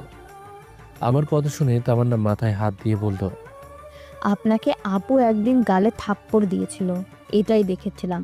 কিন্তু এখানে এসে তো আপনাকে দেখে আমার পছন্দ হয়ে গেছে। তবে আপনি যে আমাদের গ্রামের ছেলে এটা আমি জানতাম। ও আচ্ছা তাই বলো। তবে আমি কোনো কথা আপনি বলবেন না প্লিজ। আমার আপনাকে পছন্দ হয়ে গেছে, আমি এখন এটাই জানি, আর কিছু শুনতে চাই না। আমাকে এখন বাসায় যেতে হবে, খুব খিদে পেয়েছে, গিয়ে এখন খাবো। তোমার সাথে এই বিষয় নিয়ে পরে কথা বলবো, ঠিক আছে? আপনি খুব বিজি মানুষ, পরে তো আমি আপনাকে আর পাবো না। আরে এইখান দিয়েই তো প্রতিদিন যাওয়া আসা হয়, একদিন তো দেখা হয়েই যাবে। ঠিক আছে, নিজের খেয়াল রাখবেন। মনে মনে বললাম, এইসব মেয়ে ভালোবাসার কি বোঝে? এখনো তো এত বয়স হয় নাই মনে হচ্ছে। থাক, আমার এত কিছু বুঝে লাভ নেই। আমি বাসার ভেতরে গিয়ে টেবিলে বসলাম। টেবিলে বসে নিজেই একা একা খেতে লাগলাম। খুব বেশি খিদে লাগছে। একটু পর দেখি মিতু ম্যাডাম সিঁড়ি দিয়ে নিচে নামছে। আমার দিকে একবার তাকিয়ে উনি গিয়ে সোফায় বসলেন। আমি ওনাকে কিছু বলি নাই, চুপচাপ খেতে লাগলাম। হঠাৎ করে মিতু ম্যাডাম আমাকে উদ্দেশ্য করে বলল, আজকাল বাইরের মেয়েরা তো ভালোই তোমার হাত ধরে, তা হাত ধরে কি বললে শুনি? আমি মিতু ম্যাডামের কথা শুনে কিছু বললাম না, চুপচাপ খেতে লাগলাম। মিতু ম্যাডাম আবার বলল, লাদেন, আমি তোমাকে কিছু জিজ্ঞেস করেছি। আমি খাবারের মাঝে পানি দিয়ে দাঁড়িয়ে বললাম, ম্যাডাম, আমার কাজ হলো শুধু আপনাকে রক্ষা করা। এর বাইরে আমি আপনার সাথে কোনো কথা বলতে বাধ্য নই। তবে কাজের বিনিময়ে আমি আপনার সব কথা শুনতে পারি। আমাকে যতটুকু পাওয়ার আপনি দিয়েছেন, এটা শুধু আপনাকে বাঁচানোর জন্য, আর এটা আমি অন্য জায়গায় ব্যবহার করতে চাই না। আর এগুলো যদি কাজের কথা হয়ে থাকে আমি বলতে পারি। মিতু ম্যাডাম আমার কথা শুনে বুঝে গেলেন আমি কেন রেগে গেছি। মিতু ম্যাডাম আমার দিকে তাকিয়ে বলল, দেখো লাদেন, আমি আসলে অনেক অনেক সরি। তবে হঠাৎ করে বাইরের থেকে দারোয়ান এসে বলল, মিতু ম্যাডাম, রিয়া নামে একটা মেয়ে এসেছে, আর ওর সাথে ওর বাবা মা আছে। ওরা নাকি আপনার গ্রামের মানুষ, এজন্য ভিতরে আসতে চাইছে। আমি ওদের আসতে দেইনি, বাইরে দাঁড়িয়ে আছে। আপনি যদি বলেন তাহলে ভেতরে আসতে বলতে পারি। আঙ্কেল পিছন থেকে দারোয়ানকে বলল। ওদের ভেতরে আসতে দাও। আমি এখানে না দাঁড়িয়ে রুমের দিকে যেতে লাগলাম। আঙ্কেল পিছন থেকে বলল, লাদেন, দাঁড়াও এখানে। আমি শুধু বললাম, এখানে আমার কোনো কাজ নেই। যদি আমার কোনো কাজ থাকতো তাহলে আমি সেটাই করতাম। আপনাদের পারিবারিক বিষয়ে আপনারা মিলে আড্ডা দেন। রুমে যেতে যেতে শুনলাম আঙ্কেল মিতু ম্যাডামকে বলছে, এই ছেলেটা কতটা কষ্ট করে এখান পর্যন্ত আসছে। তুই জানিস ও মৃত্যুর মুখ থেকে বেঁচে আসছে, তাও কেন ওর সাথে এমন করলি তুই? ও যা করে করতে দিতি। মিতু ম্যাডাম শুধু বলল, আমি কি জানতাম বাবা এই একটু বিষয়ের জন্য ও এতটা রেগে যাবে? জানলে আমি এটা কখনো করতাম না। এই পর্যন্ত শুনে আমি রুমের দরজা বন্ধ করে দিলাম। বিছানার ওপর বসে কান্না করে বলছি, আমার সাথেই কেন এমন হয়? আমি কি এতটা খারাপ একটা ছেলে? সবাই শুধু আমার সাথে এমন করে। অনেকক্ষণ হলো বিছানায় বসে আছি, এর মাঝেই বাইরে থেকে আওয়াজ এলো, লাদেন, বাহিরে আয়। স্যার বলেছেন ম্যাডাম নাকি কোথাও বের হবেন না, তোর যেতে হবে। সুমনের কথা শুনে বললাম, আচ্ছা ঠিক আছে, ম্যাডামকে বল আমি আসছি। শরীরের ব্যথায় আমি এখন দাঁড়াতে পারছি না। এখন নাকি আবার বাইরে যেতে হবে। কি যে এক কপাল আমার, বাম হাতটা নাড়াতে পারি না এখনো ভালো করে। তাও কি আর করার, কাজ তো করতেই হবে। রেডি হয়ে পিস্তলটা পিছনে ঢুকিয়ে রুম থেকে বের হয়ে গেলাম। বাইরে গিয়ে দেখি রিয়ার সম্পূর্ণ পরিবার এখানে আসছে। রিয়ার বাবা মা সহ ওর হাজব্যান্ড রাতুলও আসছে। আমি মাথা নিচু করে চুপচাপ ম্যাডামের পাশে দাঁড়িয়ে বললাম, ম্যাডাম এখন কোথায় বের হবেন শোভন বলছিল? আঙ্কেল আমার কথা শুনে দাঁড়িয়ে আমার কাছে এসে আমার গালে ঠাস করে একটা চড় দিয়ে বলল, মানলাম আমার মেয়ে একটা ভুল করছে, তাই বলে তুমি এখন ও এমন করবে? আমি আমার মেয়ের হয়ে তোমার হাত ধরে মাপ চাইছি। তোমাকে বলছি, দেখো তুমি এই শরীর নিয়ে ডিউটি করতে বের হবে, একবারেও না করতে পারলে না? আমি আঙ্কেলের কথা শুনে কিছু বললাম না, চুপচাপ দাঁড়িয়ে আছি। আঙ্কেল আমার কাছ থেকে পিস্তল নিয়ে রিয়ার বাবার দিকে তাকিয়ে বলল, আপনি আমাদের গ্রামের মানুষ না হলে আপনাকে আমি ঘাড় ধাক্কা দিয়ে বের করে দিতাম। ওর মতো একটা অবুঝ ছেলেকে আপনাদের ব্যবহার করতে লজ্জা করে না? ছি ছি, আপনাদের ওপর তো এখন আমার ঘৃণা হচ্ছে। আর আপনার মেয়ে যে ওকে এভাবে ব্যবহার করে এতদূর পর্যন্ত আসছে, এখন আমি লাদেনের হাতে যেই ক্ষমতা দিয়েছি, ও যদি চায় আপনার মেয়ের চাকরি এক সাইন করেই খেয়ে ফেলবে। কিন্তু ও এমন করে না কেন জানেন? আমার মেয়ের কারণে। এত ভালো একটা ছেলের সাথে এমনটা না করলেও পারতেন। আপনারা যে এখানে ক্ষমা চাইতে এসেছেন, ও আপনাদের মাফ করবে বলে মনে হয়। আঙ্কেলের কথা শুনে রিয়ার মা দাঁড়িয়ে আমার কাছে এসে বলল, বাবা, আমি কি সত্যিই অপরাধ করে ফেলেছি? আমি আন্টির দিকে তাকিয়ে বললাম, আপনি এভাবে বলবেন না। আপনি না থাকলে আমি হয়তো বাঁচতে পারতাম না। আপনার ওপর আমার কোনো অভিযোগ নেই, আর আপনার মেয়ের ওপরেও আমি কোনো অভিযোগ করব না। শুধু ওদের বলবেন আমার কাছে মাপ যেন না চায়।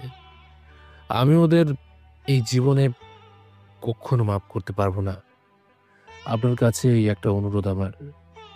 আন্টি আমার মাথায় হাত দিয়ে বলল, তোমার পরিবর্তন দেখে আমার অনেক অনেক ভালো লাগছে।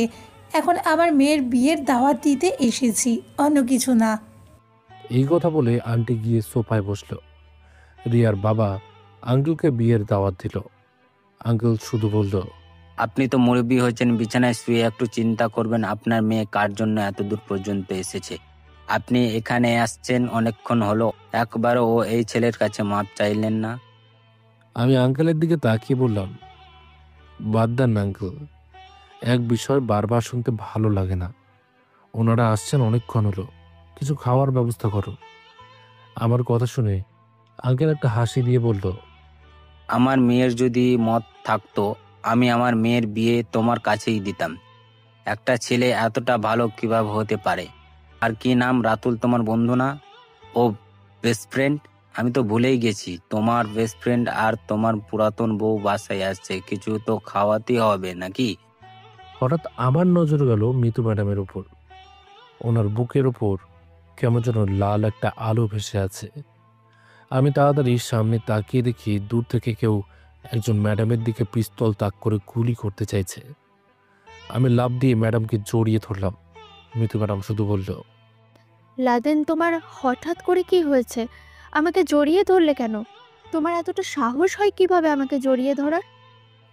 এটা বলতেই একটা গুলি আমার বুকের ভেতরে ঢুকে গেল। আমি গুলি খেয়ে বললাম, এখন তো বুঝতে পারলেন ম্যাডাম কেন আপনাকে জড়িয়ে ধরেছি। আমার শরীরে গুলি লাগতেই আঙ্কেল দৌড়ে বাহিরে গিয়ে বলল, কারা এখানে এসে গুলি করছে তা? মিথু ম্যাডাম আমাকে ধরে কান্না করতে করতে বলল। এমন কেন করলে? আমি হাসি দিয়ে বললাম, আপনাকে বাঁচানোর জন্য আমি সবকিছু করতে পারি। আপনি আমাকে মৃত্যুর হাত থেকে বাঁচিয়ে নতুন করে জীবন দিয়েছেন। আমি কি আপনার জন্য এটুকু করতে পারবো না? রিয়া আর মিতু ম্যাডাম তাড়াতাড়ি আমাকে ধরে রুমে নিয়ে গেল। রিয়া আপুকে কল দিয়ে কি কি জানি নিয়ে আসতে বলল। রিয়া মিতু ম্যাডামকে বলল, ও যেন চোখ বন্ধ না করে, আপনি সেটাই খেয়াল রাখবেন, বাকিটা আমি দেখছি। মিতু ম্যাডাম আমার হাত ধরে বলল, লাদেন, আমাদিকে তাকিয়ে দেখো, চোখ কিন্তু একদম বন্ধ করবে না। বেঁচে থাকতে আর ইচ্ছে করে না ম্যাডাম। এভাবে বলো না, এবার যেন তোমাকে বাঁচিয়ে দেয়। আমি তোমার হাত ধরে বলছি, আমি তোমাকে নতুন কিছু উপহার দেব। মিথ্যা আশা দেখিয়ে কি লাভ আছে আপনার ম্যাডাম? আমাকে মরতে দেন, আমার জন্য নিজের এত বড় ক্ষতি কেন করলে তুমি? আমার এই পৃথিবীতে কেউ নেই, বললেই শান্তি। আপনার পরিবার আছে, কিন্তু আমার তো পরিবার নেই ম্যাডাম। আমি খুব অসহায় ম্যাডাম। আমার কথাগুলো শুনে মিতু ম্যাডাম কান্না করছেন। তবে আজকে রিয়ার চোখ থেকে কেন জানি পানি পড়ছে দেখছি। ম্যাডামের হাত শক্ত করে ধরে বললাম, খুব বেশি কষ্ট হচ্ছে ম্যাডাম আমার। মিতু ম্যাডাম কোনো কথা বলছেন না, শুধু আমার হাত ধরে কান্না করছেন। হঠাৎ করে আপু আর তামান্নাকে ভেতরে ঢুকতে দেখে আমি একটু অবাক হলাম। আপু কেন হয় রিয়া বলছে, কিন্তু তামান্না এখানে কি করে? আপু আমাকে দেখে কান্না করে বলল, ভাই তোর এই অবস্থা কিভাবে হয়েছে? আমি তোরে আগেই বলেছি নিজের খেয়াল রাখবি। আমি শুধু বললাম, কপালে যা লেখা আছে তাই হবে আপু, এত চিন্তা করিস না। তবে আমার মৃত্যু হলে অনেকেই খুশি হবে। আমার কথা শুনে রিয়ার মুখটা কেমন হয়ে গেল। হঠাৎ করে আমার পুরাতন একটা কথা মনে হয়ে গেল। আমার বুকে যা কিছু লাগানো ছিল সবকিছু এক টান দিয়ে খুলে আমি দাঁড়িয়ে গেলাম। আপু আমাকে এভাবে দাঁড়াতে দেখে বলল, ভাই তুই এটা কি করলি? আজকে যদি তোর কিছু হয়ে যায়? আমি হাসি দিয়ে বললাম, আমাকে তুই এভাবে মরতে দে, আমাকে চিকিৎসা করার কোনো দরকার নেই আপু, কিন্তু তাও আমি রিয়ার হাতে মরতে চাই না। মিতু ম্যাডাম চোখ বড় করে আমার দিকে তাকিয়ে বলল, লাদেন, কি বলছো এসব? আর এভাবে যে উঠে দাঁড়ালে তোমার বুক থেকে তো এখনো রক্ত পড়ছে। রক্ত পড়লে কি হবে ম্যাডাম? কিছুক্ষণ পর মারা যাব আমি, আমাকে মরতে দেন।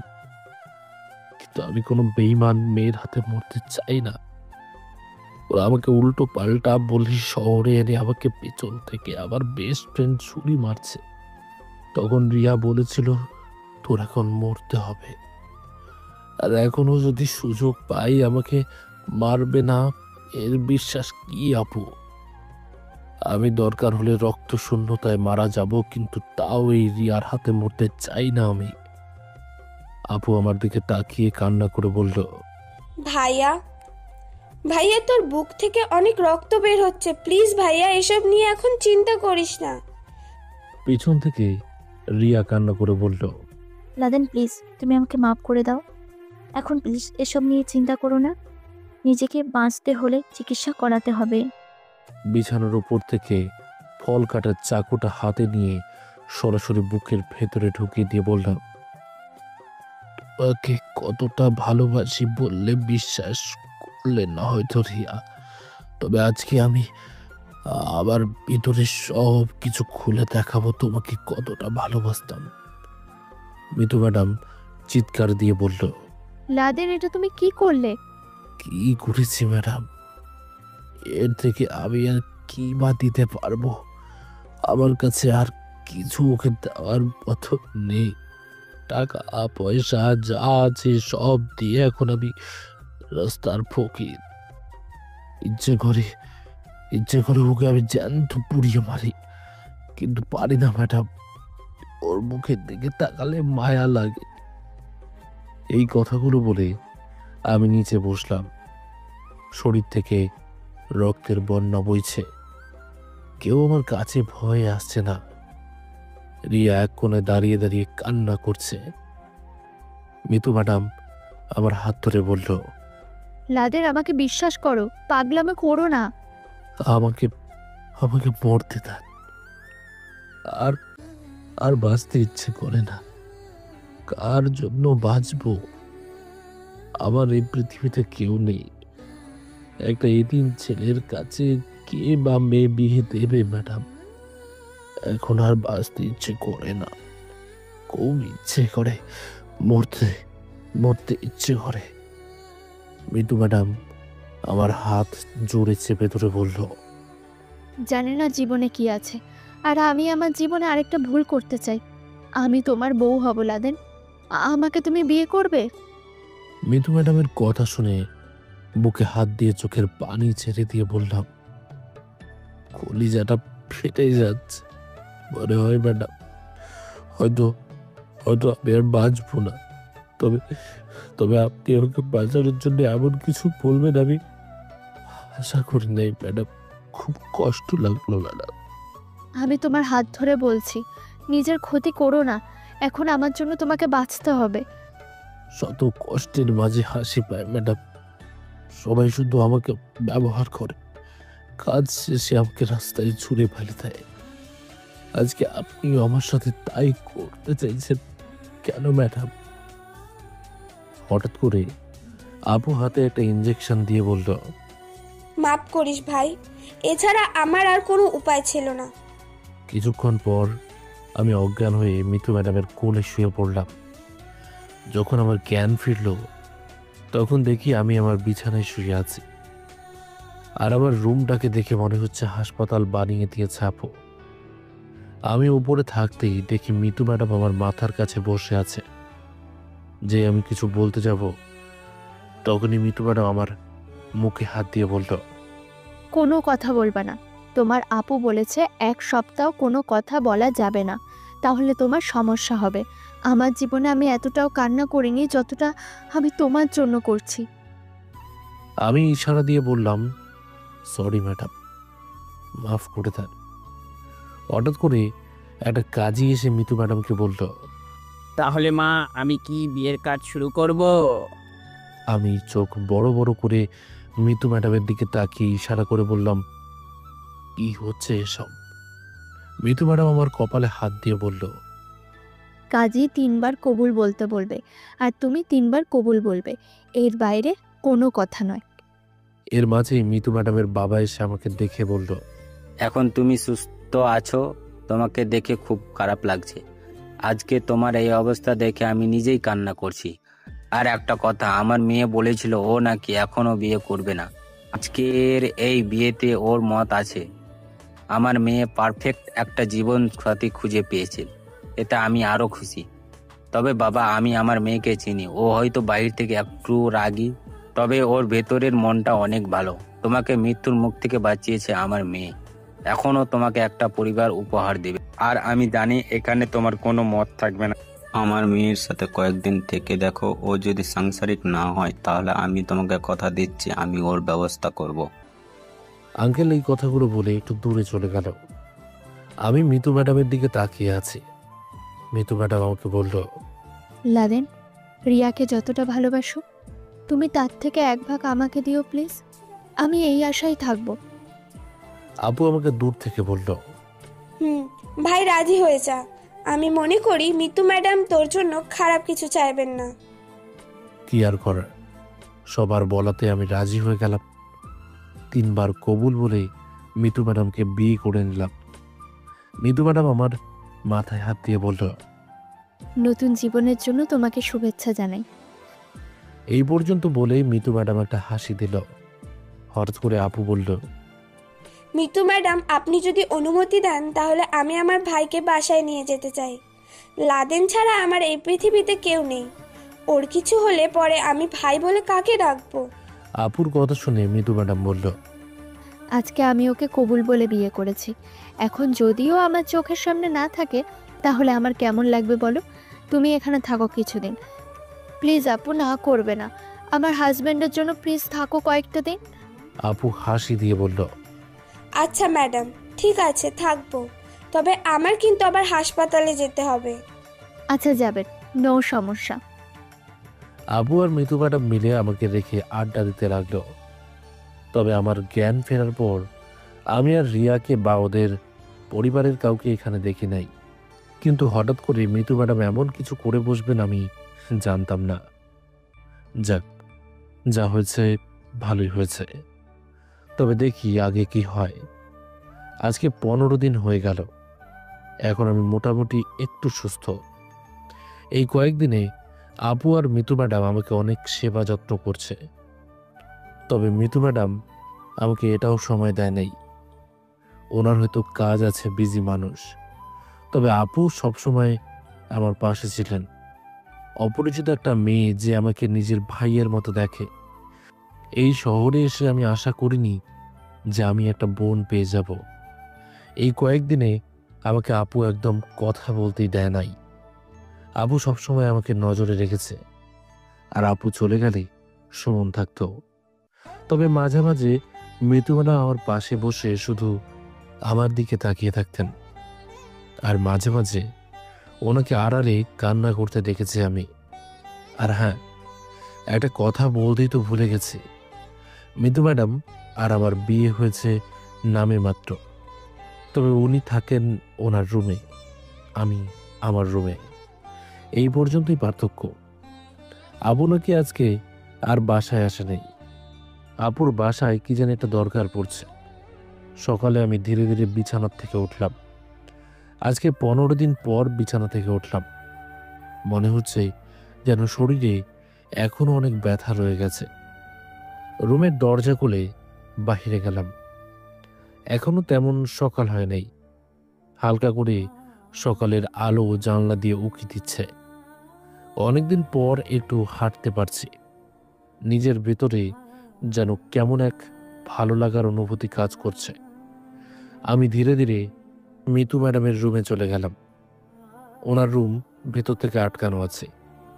আমি কিচেন রুমে গিয়ে আস্তে ধীরে 1 কাপ কফি বানালাম। আমি ম্যাডামের রুমের জানলা খুলে ম্যাডামের রুমের ভিতরে ঢুকে গেলাম। কফির মগটা পাশে রেখে ম্যাডামকে দেখে একটা হাসি দিয়ে বললাম, আপনাকে ছুঁয়ে দেখার মতো অনুমতি আমার নেই, নইলে আপনার কপালে একটা কিস করতাম। যদিও আপনি আমার বউ, কিন্তু তারপরেও আমার অনুমতি নেই। আমি এক টুকরো কাগজ নিয়ে লিখলাম, প্রিয় ম্যাডাম। বউ বলতাম, কিন্তু আপনি এখনো আমাকে অনুমতি দেন নাই, এজন্য আর বললাম না। অনেক কিছু বলার জন্য ছিল, কিন্তু আপনার অনুমতি নেই, এজন্য আর বলবো না। নতুন সকালের শুভেচ্ছা জানাই ম্যাডাম। আপনার জন্য 1 কাপ কফি রাখা আছে, ঘুম থেকে উঠে খেয়ে নেবেন, আমার প্রিয় ম্যাডাম।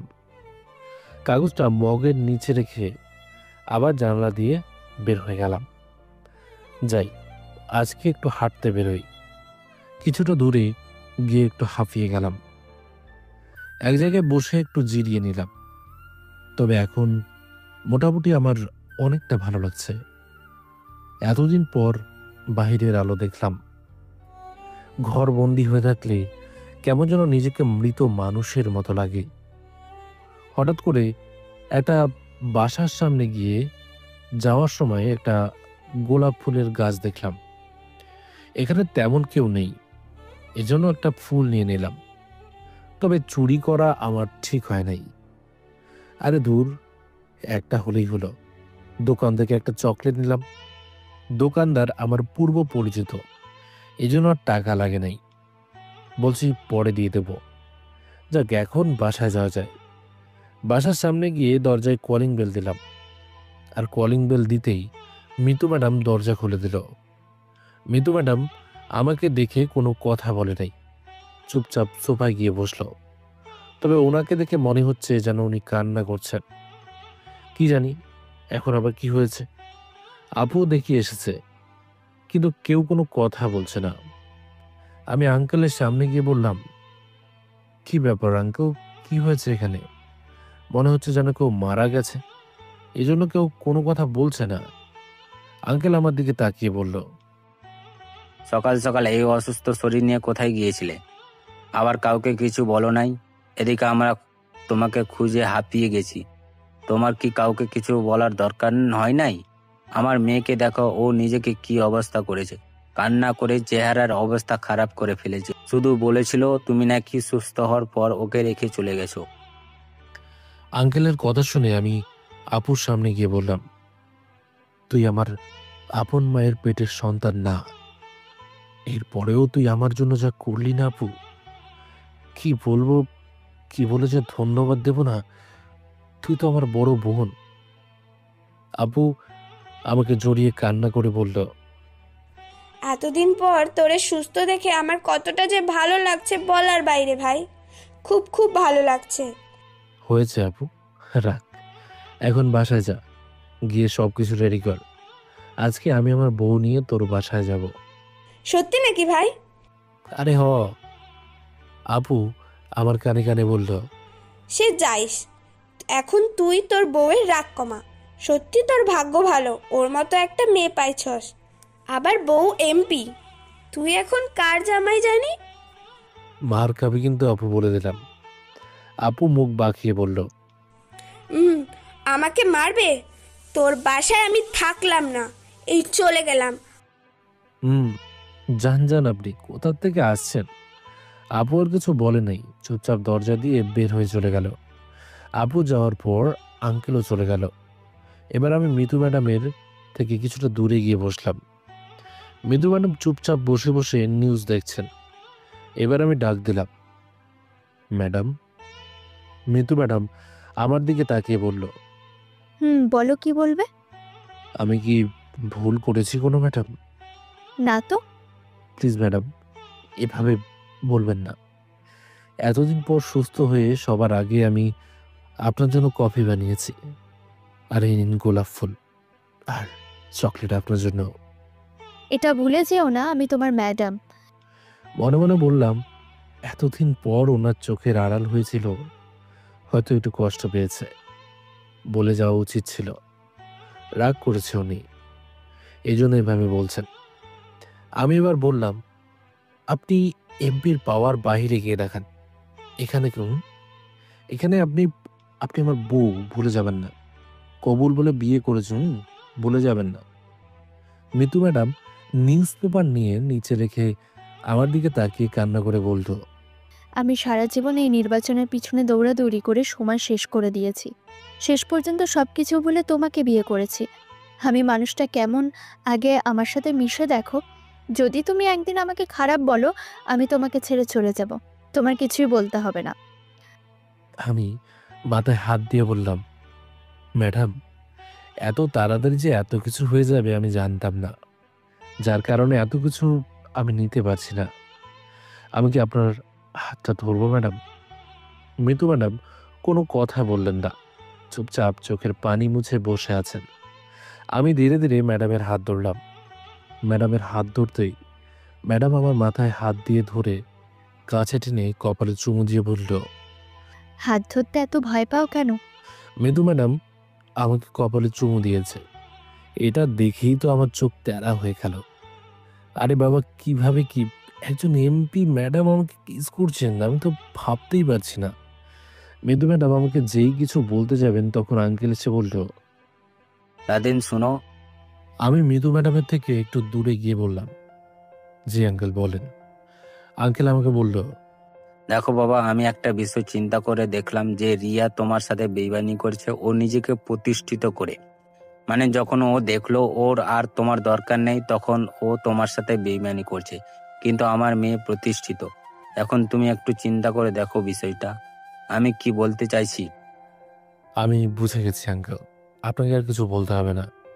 মৃদু ম্যাডাম কোনো কথা না বললে চুপচাপ রুমে চলে গেল। মৃদু ম্যাডাম যাওয়ার পর আমি বললাম, আপনি আগে ছিলেন আঙ্কেল, আর এখন শ্বশুর হয়েছেন। মৃদুকে যতটা সুখে রাখা যায় আমি তাই রাখবো, আপনি কোনো চিন্তা করবেন না। শোনো, আজকে রাতে কিন্তু পার্টি আছে। তুমি যে মিতুর হাজবেন্ড এখনো ও কাউকে বলা হয় নাই, এজন্য আজকে রাতে পার্টি রাখছি। আপনি যেটা ভালো বোঝেন সেটাই করেন, কোনো সমস্যা নেই। আমি এখন রুমে গেলাম। শ্বশুর আব্বা আমার দিকে তাকিয়ে হাসি দিয়ে বলল, রুমে যাবে, ঠিক আছে, যাও তুমি। বুঝলাম না উনি রুমে যাওয়ার কথা শুনে হাসলেন কেন। আমি হেঁটে হেঁটে রুমের সামনে গেলাম। গিয়ে দেখি ইয়াব বড় তালা ঝোলানো আছে রুমের সামনে। পিছন থেকে সুমন বলল, তোর সব জিনিসপত্র মিটু ম্যাডামের রুমে রেখে আছিস। আজকে থেকে নাকি আপনি আপনার বউয়ের কাছে থাকবেন। আমি সুমনের দিকে ফিরে তাকিয়ে বললাম, আল্লাহর পুত, তোর এই আইডিয়া দিল কে? আমাকে মিটু ম্যাডাম বলেছে, এজন্য আমি এই কাজ করছি। আর আমিও জানি তুই মনে মনে এমন কিছু চাস, কিন্তু স্বীকার করিস না। এখন যা তুই তোর রুমে। এই কথা বলে সুমন ওর কাজে চলে গেল। মনে মনে বললাম, এটা কোনো কাজ হলো? হঠাৎ করে আমাকে মিতু ম্যাডামের রুমে পাঠিয়ে দিল। অবশ্য উনি আমার বউ, অধিকার তো আছেই আমার। আমি ধীরে ধীরে হেঁটে মিতু ম্যাডামের রুমের সামনে চলে গেলাম। ভিতরে উকি দিয়ে দেখি মিতু ম্যাডাম বিছানায় শুয়ে আছেন। আচ্ছা, এখন কি আমি ওনার অনুমতি নিয়ে ভেতরে ঢুকবো? ধুর, কিসের আবার অনুমতি? আমার বউ, আমি আবার অনুমতি নিব কেন? ভেতরে ঢুকে দরজা বন্ধ করে দিলাম। মিতু ম্যাডাম একবার আমার দিকে বাঁকা চোখে তাকিয়ে দেখলো। আমি চুপচাপ গিয়ে ওনার পাশে বসলাম। কি বলে যে ওনার সাথে কথা বলবো তাই খুঁজে পাচ্ছি না। আচমকা আমি মিতু ম্যাডামের কপালে হাত দিয়ে বললাম, ম্যাডাম আপনি ঠিক আছেন তো? মিতু ম্যাডাম আমার দিকে শুধু তাকিয়ে দেখলো, কোনো কথা না। আমি আবারও বললাম, ম্যাডাম রাগ করছেন? তাও তো মিতু ম্যাডাম কোনো কথা বলছে না। এবার আমি বলতে শুরু করলাম, ম্যাম আপনাকে আমি হঠাৎ করে বিয়ে করেছি। আমার না আছে টাকা পয়সা, না আছে কিছু। এর উপরে আবার আপনি এমপি। মনের ভেতরে একটা অচেনা ভয় জাগে যদি। যদি কি? আমি কি দেখতে এতটাই খারাপ? তোমাকে এভাবে তৈরি করেছি কেন জানো? যাতে সবাই বলতে পারে আমার স্বামী সব কিছুর দিক দিয়ে পারফেক্ট। এখানে আসার পর থেকে আমি তোমার প্রেমে পড়ে গেছি, কিন্তু বলতে পারিনি।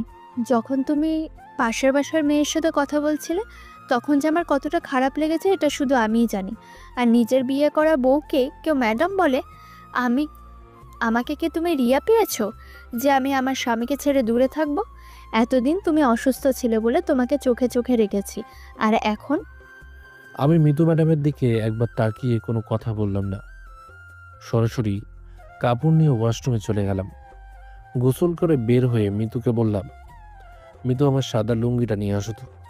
হঠাৎ করে ম্যাডাম থেকে মিতু বলে ডাক দিয়েছি, এই জন্য উনি একটু ঘাবড়ে গেলেন। আমার দিকে শুধু তাকিয়ে আছে। আমি আবার বললাম, কি বলছি মিতু তোমাকে আমি?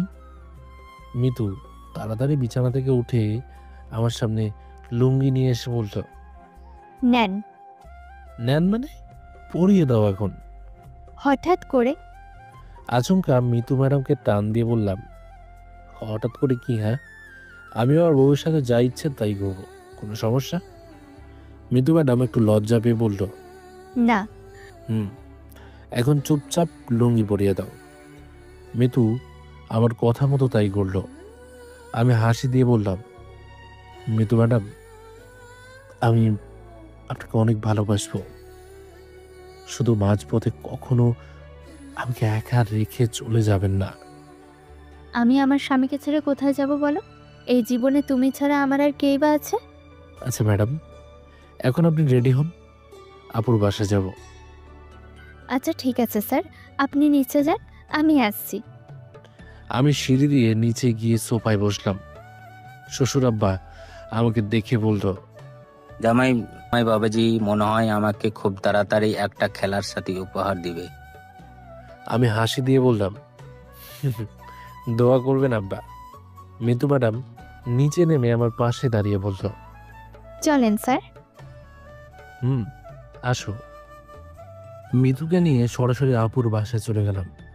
দরজার সামনে গিয়ে কলিং বেল দিতেই আপু এসে দরজা খুলে দিল। আপু আমাদের দেখে একটা হাসি দিয়ে বলল, তাহলে ভাই শেষ পর্যন্ত তুই আসলি? তুই কি চাস আমি চলে যাই? ঠিক আছে মিতু, চলেন তো, এখানে আর থাকবো না। আপু দরজা লাগিয়ে বলল, বাসা থেকে শুধু একবার বের হো, তোর পা ভেঙে ফেলবো না? হয়েছে, এখন তুই আমার রুম দেখিয়ে দে, ঘুমাতে হবে একটু। আপু আমাকে নিয়ে একটা রুমে চলে গেল। একটা রুম দেখিয়ে বলল, এটা আপনাদের রুম। আজ থেকে মিতু ওর শ্বশুর বাড়িতে আসলেই এখানেই থাকবে। আপুকে জড়িয়ে ধরে বললাম, অনেক অনেক ধন্যবাদ আপু। আপু আমাকে ছাড়িয়ে বলল, তোর ধন্যবাদ তুই রাখ। মিতু চলো তো, আমাকে একটু রান্না করতে সাহায্য করবে। আমি একা একা পারবো না এত কিছু রান্না করতে। আপু তুই কারে কি কস? আমার বউ কিন্তু এমপি। রেগে গেলে তুইও জেলে, আমিও জেলে থাকবো। আমার কথা শুনে মিতু আমার দিকে চোখ গরম করে বলল, এই, আপনি এত কথা বলেন কেন? চুপচাপ গিয়ে শুয়ে থাকেন, এমনি আপনার শরীর খারাপ। মনে মনে বললাম, যাক, বউ দেখে আমার খেয়াল ভালোই রাখে। তবে আফসোস, নতুন বিয়ে করেছি, বাসর রাতটা এখনো করাই হয়নি। বিছানায় শুয়ে শুয়ে ফ্রি ফায়ার গেম খেলছি। আমি আবার একটা জিনিস খুব খেলতে পারি, সেটা হলো ফ্রি ফায়ার।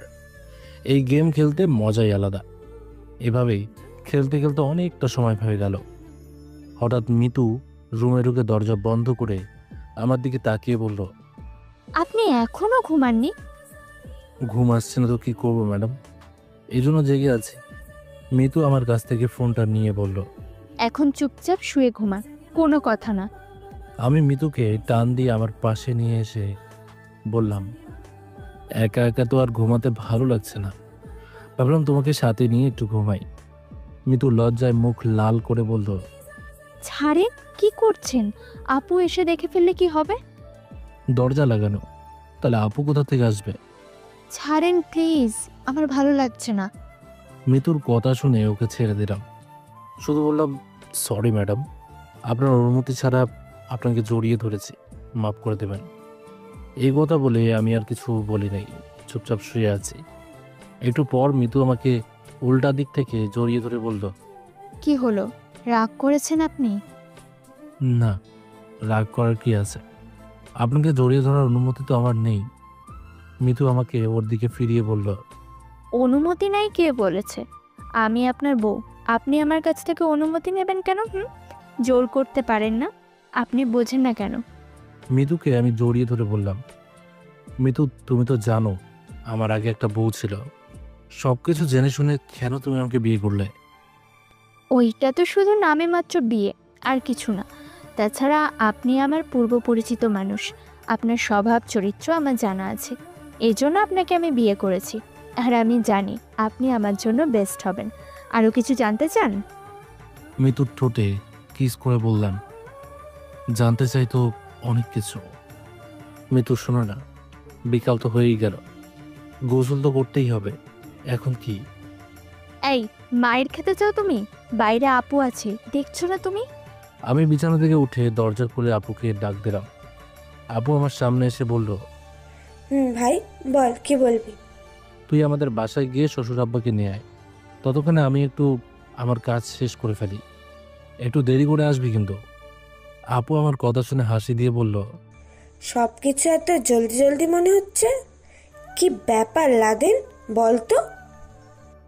ধুর, তোরে যা করতে বলছে তাই করতো। আমি এবার আপুর হাত ধরে আস্তে করে বললাম, তুই কি চাস না তোর কেউ ফুপু বলে ডাকতে? আপু হাসতে হাসতে বলল, আচ্ছা ভাই, ঠিক আছে, আমি তাহলে গেলাম, তুই এনজয় কর। লাভ ইউ আপু, তুই আমার লক্ষ্মী বোন। আপু হাসতে হাসতে দরজা দিয়ে বের হয়ে গেল। আমি এবার রুমের দরজা লাগিয়ে মিতুর দিকে তাকিয়ে বললাম, কি ম্যাডাম, এখন কোথায় যাবেন? এখন তো কেউ নেই। এই, তোমার কি লজ্জা করে না আপুকে এভাবে বলতে? ইস, আপু কি না কি ভাববে আমাদের নিয়ে। আপু জানে আমার একটা মেয়ের দরকার, এই জন্য সুযোগ করে দিয়েছে। আমি পারবো না বলে দিলাম। আমি মিতুর কাছে বসে মুখটা একটু কালো করে বললাম, আপনি অনুমতি না দিলে আমি আপনাকে ছুঁয়েও দেখব না। আপনি আমার বউ, আপনার উপর আমার অধিকার আছে, কিন্তু অনুমতি না নিয়ে আমি কিছুই করব না। মিতু মাথা নিচু করে বলল, এই জিনিসটার জন্য অনেক দিন ধরে অপেক্ষা করে আছি। আপনি কি বোঝেন না আমি না করেছি নাকি হ্যাঁ বলছি? যান, জানালাগুলো বন্ধ করে আসেন। আমি নাচতে নাচতে জানলা বন্ধ করে মিতুর পাশে বসে শাড়ি টান দিয়ে বললাম, খুলে ফেলেন তাহলে। যান, আমার লজ্জা করে। দাঁড়াও, আজকে লজ্জা একেবারে শেষ করে দেব। এই কথা বলে আমি মৃত্যুর উপর ঝাঁপিয়ে পড়লাম। পরে আর কি, বাকিটা ইতিহাস। আর ইতিহাস মানে কি এটা সবাই বুঝে গেছেন আশা করি, আমাকে আর কিছু বলতে হবে না। সবকিছু শেষে মৃত্যুকে কোলে করে ওয়াশরুমে গেলাম। গোসল শেষ হতে না হতেই দরজায় কে জানি টুং টুং করে বাজাতে লাগলো। মিতু আমাকে বলল, যান স্যার, আপনার গোসল তো শেষ, এখন গিয়ে দেখেন আপু আসছে মনে হয়। আমি গোসল শেষ করে বের হচ্ছি। আপনাকে রেখে যেতে ইচ্ছে করছে না, আপনাকে দেখে এখন মনে হচ্ছে যেন আর একবার একটু ইতিহাস ইতিহাস খেলি। মিতু আমাকে জোর করে ওয়াশরুম থেকে বের করে দিয়ে বলল, আপনাকে যেতে বলছি যান, আর আসছি ইতিহাস খেলতে। এখন একবার গোসল করেছি, বারবার কি গোসল করা যাবে? হ্যাঁ, আমি মনে মনে বললাম, মাত্র তো শুরু ম্যাডাম, ধীরে ধীরে সব কিছু বুঝতে পারবেন। একটা লুঙ্গি পরে রুম থেকে বের হয়ে দরজা খুলে দিলাম। আপু আর শ্বশুর মশাই আমাকে দেখে একটা হাসি দিল। আপু তো বলেই দিল, কি ব্যাপার ভাই, তুই এই অসময়ে গোসল করলি কেন? মনে হচ্ছে সামথিং সামথিং কিছু। আমি তো লজ্জা পেয়ে বললাম, আরে আপু তেমন কিছু না। আপু আর বাবা ভিতরে ঢুকে গেল। শ্বশুর আব্বা বলল, লাদেন, মিতু কোথায়, ওকে একটু দেখে দাও তো। আচ্ছা ঠিক আছে বাবা, আমি বলছি। রুমে গিয়ে দেখি মিতু আয়নার সামনে দাঁড়িয়ে ঠোঁটে লিপস্টিক দিচ্ছে। আমি সরাসরি মিতুর সামনে গিয়ে ওর ঠোঁটগুলো আমার ঠোঁটের ভিতরে নিয়ে আসলাম, যাকে বলে লিপ কিস। আমি এমন কিছু করব মিতু জানতো না, এজন্য ও আমাকে জোর করে ছাড়িয়ে বলল, তোমাকে মন চায় ধরে মারি। দেখো তো মুখের লিপস্টিক তোমার ঠোঁটে লেগে কি হয়েছে, দিলে তো সব কিছু শেষ করে। আমার বউ, আমি যা ইচ্ছা তাই করব, তোমার কোনো সমস্যা? মিতু ওয়াশরুমে গিয়ে মুখে পানি দিয়ে বলল, বাবা এসেছে কি? এসেছে, আর তোমাকে বলেছে বাইরে যেতে। মিতু আচ্ছা বলে বাইরে চলে গেল। আমিও কিছুক্ষণ পর রুম থেকে বেরোলাম। গিয়ে দেখি সবাই মিলে টেবিলে বসে আছে, আর আপু টেবিলে খাবার দিচ্ছে। আপু একা যে এতগুলো খাবার তৈরি করে ফেলবে বলার বাইরে। আমি সরাসরি মিতুর পাশে গিয়ে বসলাম। আপু আমাকে দেখে হাসি দিয়ে বলল, কিরে ভাই, আজকাল দেখি তুই আবার ঠোঁটে লিপস্টিক দিস, কোন দিন থেকে এসব দেওয়া শিখলি? মিতু আমার দিকে তাকিয়ে তাড়াতাড়ি ওর শাড়ির আঁচল দিয়ে আমার ঠোঁটের লিপস্টিক মুছে দিল। আপু আর শ্বশুর আব্বা এসে দেখে মুচকি মুচকি হাসছেন। মিতু আস্তে করে বলল, মুখটাও ধুয়ে আসতে পারলে না, সব কিছুকে আমাকেই বলতে হয়। এমন ভালোবাসা পাওয়ার জন্য আমি প্রতিদিন এসব করতে রাজি। আসতে বলো, এখানে সবাই আছে, দেখছো তো। হঠাৎ করে শ্বশুর আব্বা বলল, লাদেন, তোমাদের কথা হয়েছে? জি বাবা, বলেন। আমার মেয়ে এমপি, তুমি জানো, আর ওর জীবনের সবচেয়ে বড় এই একটাই ইচ্ছে ছিল। এখন যদি তুমি চাও যে তোমার বউ সব কিছু ছেড়ে সংসার করবে, তাহলে ও এসব ছেড়ে দিবে, তুমি কি বলো? বাবা, ও যেভাবে আছে সেভাবেই থাক। ও হয়তো বাইরে মানুষের কাছে এমপি হতে পারে, কিন্তু ঘরে তো ও আমার একমাত্র লক্ষ্মী বউ। ও আমার পাশে থাকলেই হবে, আর ও যেভাবে আছে সেভাবেই থাক। আমি ওকে না করব না। সারাদিন যদিও অফিসে থাকবে, রাত হলে তো বাসায় আসবে নেই, আর আমার এইটুকু হলেই হবে। মিতু আমার হাত ধরে বলল, বাইরে কাজ আর সংসার কিভাবে সামলাতে হয় আমার জানা আছে, শুধু তুমি পাশে থেকো, তাহলেই হবে। আমাদের কথা শুনে সবাই হাসতে লাগলো। খেতে খেতে আমি বললাম, বাবা, আমার একটা কথা বলার ছিল। বাবা বলো। আমি ছাড়া আপুর কেউ নেই, আর ও মোটামুটি এখন ভালো কিছুই করে। আমি চাই ভালো একটা পাত্র খুঁজে আপুকে বিয়ে দিতে। ও এতদিন একা একা ছিল, নইলে আমি ওকে আমাদের বাসায় নিয়ে যাব। আপু পাশ থেকে বলল, না ভাই, আমি এত তাড়াতাড়ি বিয়ে টিয়ে করতে পারবো না। আমি আপুকে ধমক দিয়ে বললাম, তোরে কথা বলতে বলছি নাকি, চুপ থাকতে পারিস না? আমি আবার বলতে লাগলাম, বাবা আমি কি বলেছি বুঝলেন তো? আচ্ছা ঠিক আছে, আমি ভালো কাউকে দেখবো, তুমি চিন্তা করো না। আশা করি খুব তাড়াতাড়ি তোমার বোনের বিয়ে হবে। ও তো হাসপাতালের ডাক্তার, ওর জন্য ছেলের কি অভাব আছে? আপনি যেটা ভালো বোঝেন বাবা। আমি দেখবো নে। খাওয়া দাওয়া শেষ করে মিতু আপুকে বলল, তুমি আমাদের সাথে চলো, একা একা কি এখানে থাকলে ভালো লাগে? না, আমি যেতে পারবো না। আমার বাসা ছেড়ে আমি কোথায় যাব বল? তবে আমি তো আর সারা জীবন এখানে থাকতে পারবো না। বিয়ের পর তো স্বামীর বাসায় থাকতে হবে। এই জন্য আমি এই পুরো বাসাটা আমার ভাইয়ের নামে লিখে দেব। আজ থেকে ওর ঠিকানা এখানেই হবে। মাথা খারাপ হয়ে গেছে আপু তোর? কি সব উল্টোপাল্টা কথা বলছিস? আমি তোর থেকে একদিনের হলেও বড় আছি। আমি কি করছি আর না করছি তোর বুঝতে হবে না। আমি সব কিছু জানি। আমি আর কি বলবো, আপুর মুখের উপর তো আর কোনো কথা বলা যাবে না। আপুকে বিদায় দিয়ে বাসা থেকে বেরোলাম। আমাদের বাসার সামনে গিয়ে নামতেই পেছন থেকে কে জানি আওয়াজ করে বলল, লাদেন, একটু দাঁড়াও, তোমার সাথে কথা আছে। পেছনে তাকিয়ে দেখি তামান্না আমার দিকে দৌড়ে আসছে। মিতু আমার দিকে চোখ রাঙিয়ে বলল, যদি এই মেয়ে উল্টাপাল্টা কিছু বলে না, তোমার অবস্থা কিন্তু আমি শেষ করে দেবো, এই বলে দিলাম। তামান্না আমার সামনে দাঁড়িয়ে বলল, কি খবর মিলাদেন সাহেব? জি আলহামদুলিল্লাহ ভালো এখন। কিছু কি বলবে? বলার তো ছিলই অনেক কিছু, কিন্তু মিতু ম্যাডাম যে এখানে দাঁড়িয়ে আছে, সমস্যা নেই, বলেন না আপনি। ওই দিনের উত্তরে আশায় আমি এখনো আছি। আমার বউ আমাকে জুতা পিটা করবে, বুঝলে? আর তোমার মিতু ম্যাডাম আমার বিয়ে করা বউ। দেখো, তোমার সাথে এত কথা বলতে পারবো না। মিতু, চলো। রুমে যাওয়ার পর মিতু রেগে আমাকে বলল, এই মেয়ে, তোমাকে কি বলছিল যে উত্তরের অপেক্ষায় আছে? আর বলো না, সেদিন আমাকে প্রপোজ করেছিল। আমি কিছু বলি নাই, চলে আসছি। পিচ্ছি একটা মেয়ে। কোনো মেয়ের দিকে তাকালে কি করব জানো তো? খুব সাবধান কিন্তু। জি ম্যাডাম, আপনাকে কিছু বলতে হবে না। আমি তো শুধু আপনার। এভাবে দেখতে দেখতে আজকে 5টা বছর চলে গেল। এখন আমার একটা মেয়ে আছে। ওকে সামলানো কঠিন হয়ে যায়, খুব দুষ্টুমি করে। আর আমার আবুর বিয়ে হয়েছে ডাক্তার ছেলের সাথেই। এখন আমি আমার নিজের বাসায় থাকি। আবু ওর বাসা আমার নামে লিখে দিয়েছে। তবে রাসেল আমাদের মাঝে বাধা হয়ে দাঁড়িয়েছিল, কিন্তু আমার শ্বশুর আব্বা ওদের 12টা বাজিয়ে দিয়েছে। আজকে সকালে মিতু কিসের একটা কাজের জন্য সকাল সকাল বাসা থেকে বের হয়ে গেল।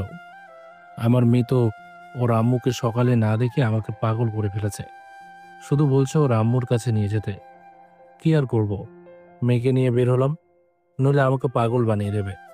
মিতুর অফিসের সামনে যেতেই পিয়ন বলল, স্যার 5 মিনিট একটু দাঁড়ান, ম্যাডাম ভেতরে গুরুত্বপূর্ণ একটা মিটিং করছে।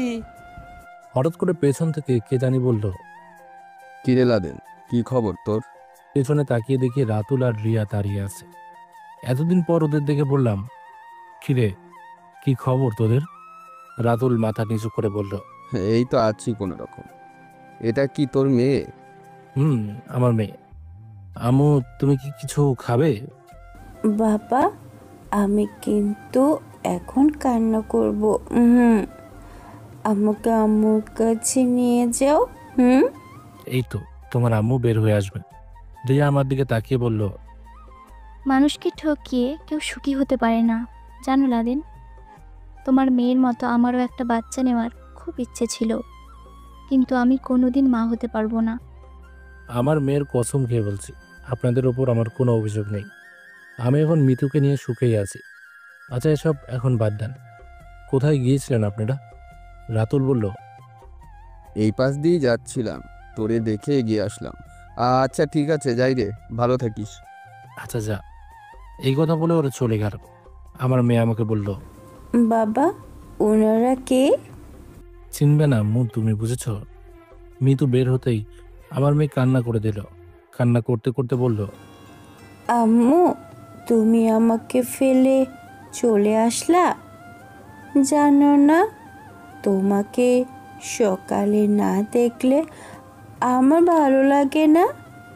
রাইসাকে কোলে নিয়ে মিতু গালে চুমু দিয়ে বলল, সরি আম্মু, আমার ভুল হয়ে গেছে। এই যে কান ধরলাম, আর ভুল হবে না। গাড়িতে গিয়ে বসতেই রাইসা বলল, জানো আম্মু, বাবা কাদের সাথে যেন এতক্ষণ কথা বলছিল। মিতু আমার দিকে তাকিয়ে বলল, মেয়ে কি বলে? রাইসা আম্মু, তোমাকে মার দেব। এসব কি আম্মুকে বলা লাগে? মিতু বলল, কাদের সাথে কথা বললে? রাতুল আর রিয়া আসছিল, ওই একটু কথা বলছিলাম। তা ওরা কি বলল? এই বলল রিয়া নাকি কখনো মা হতে পারবে না, এই আর কি। তুমি কি বললে? আমি বলেছি কারো ওপর কোনো আমার অভিযোগ নেই, আমার বউকে নিয়ে আমি সুখে আছি। মিতু আমার হাত ধরে বলল, ধন্যবাদ আমার প্রিয় হাজবেন্ড। লাভ ইউ বউ। মিতু আমার ঘাড়ে মাথা দিয়ে শুয়ে আছে, আর আমার মেয়ে ওর মার কোলে চুপচাপ শুয়ে আছে। প্রিয় শ্রোতা বন্ধুরা, আমাদের আজকের গল্পটি এখানেই শেষ হচ্ছে। তো আপনাদের গল্পটি কেমন লাগলো অবশ্যই কমেন্ট করে জানাবেন। এছাড়া এখনও পর্যন্ত যারা আমাদের চ্যানেলটিকে সাবস্ক্রাইব করেননি, প্লিজ সাবস্ক্রাইব করুন এবং পাশে থাকা বেল আইকনটি প্রেস করুন, যাতে সবার আগে আপনার কাছে আমাদের গল্পগুলো পৌঁছে যায়। তো বন্ধুরা, আজকের মতো এই পর্যন্তই। দেখা হচ্ছে পরবর্তী গল্পে। ততক্ষণ ভালো থাকবেন, সুস্থ থাকবেন।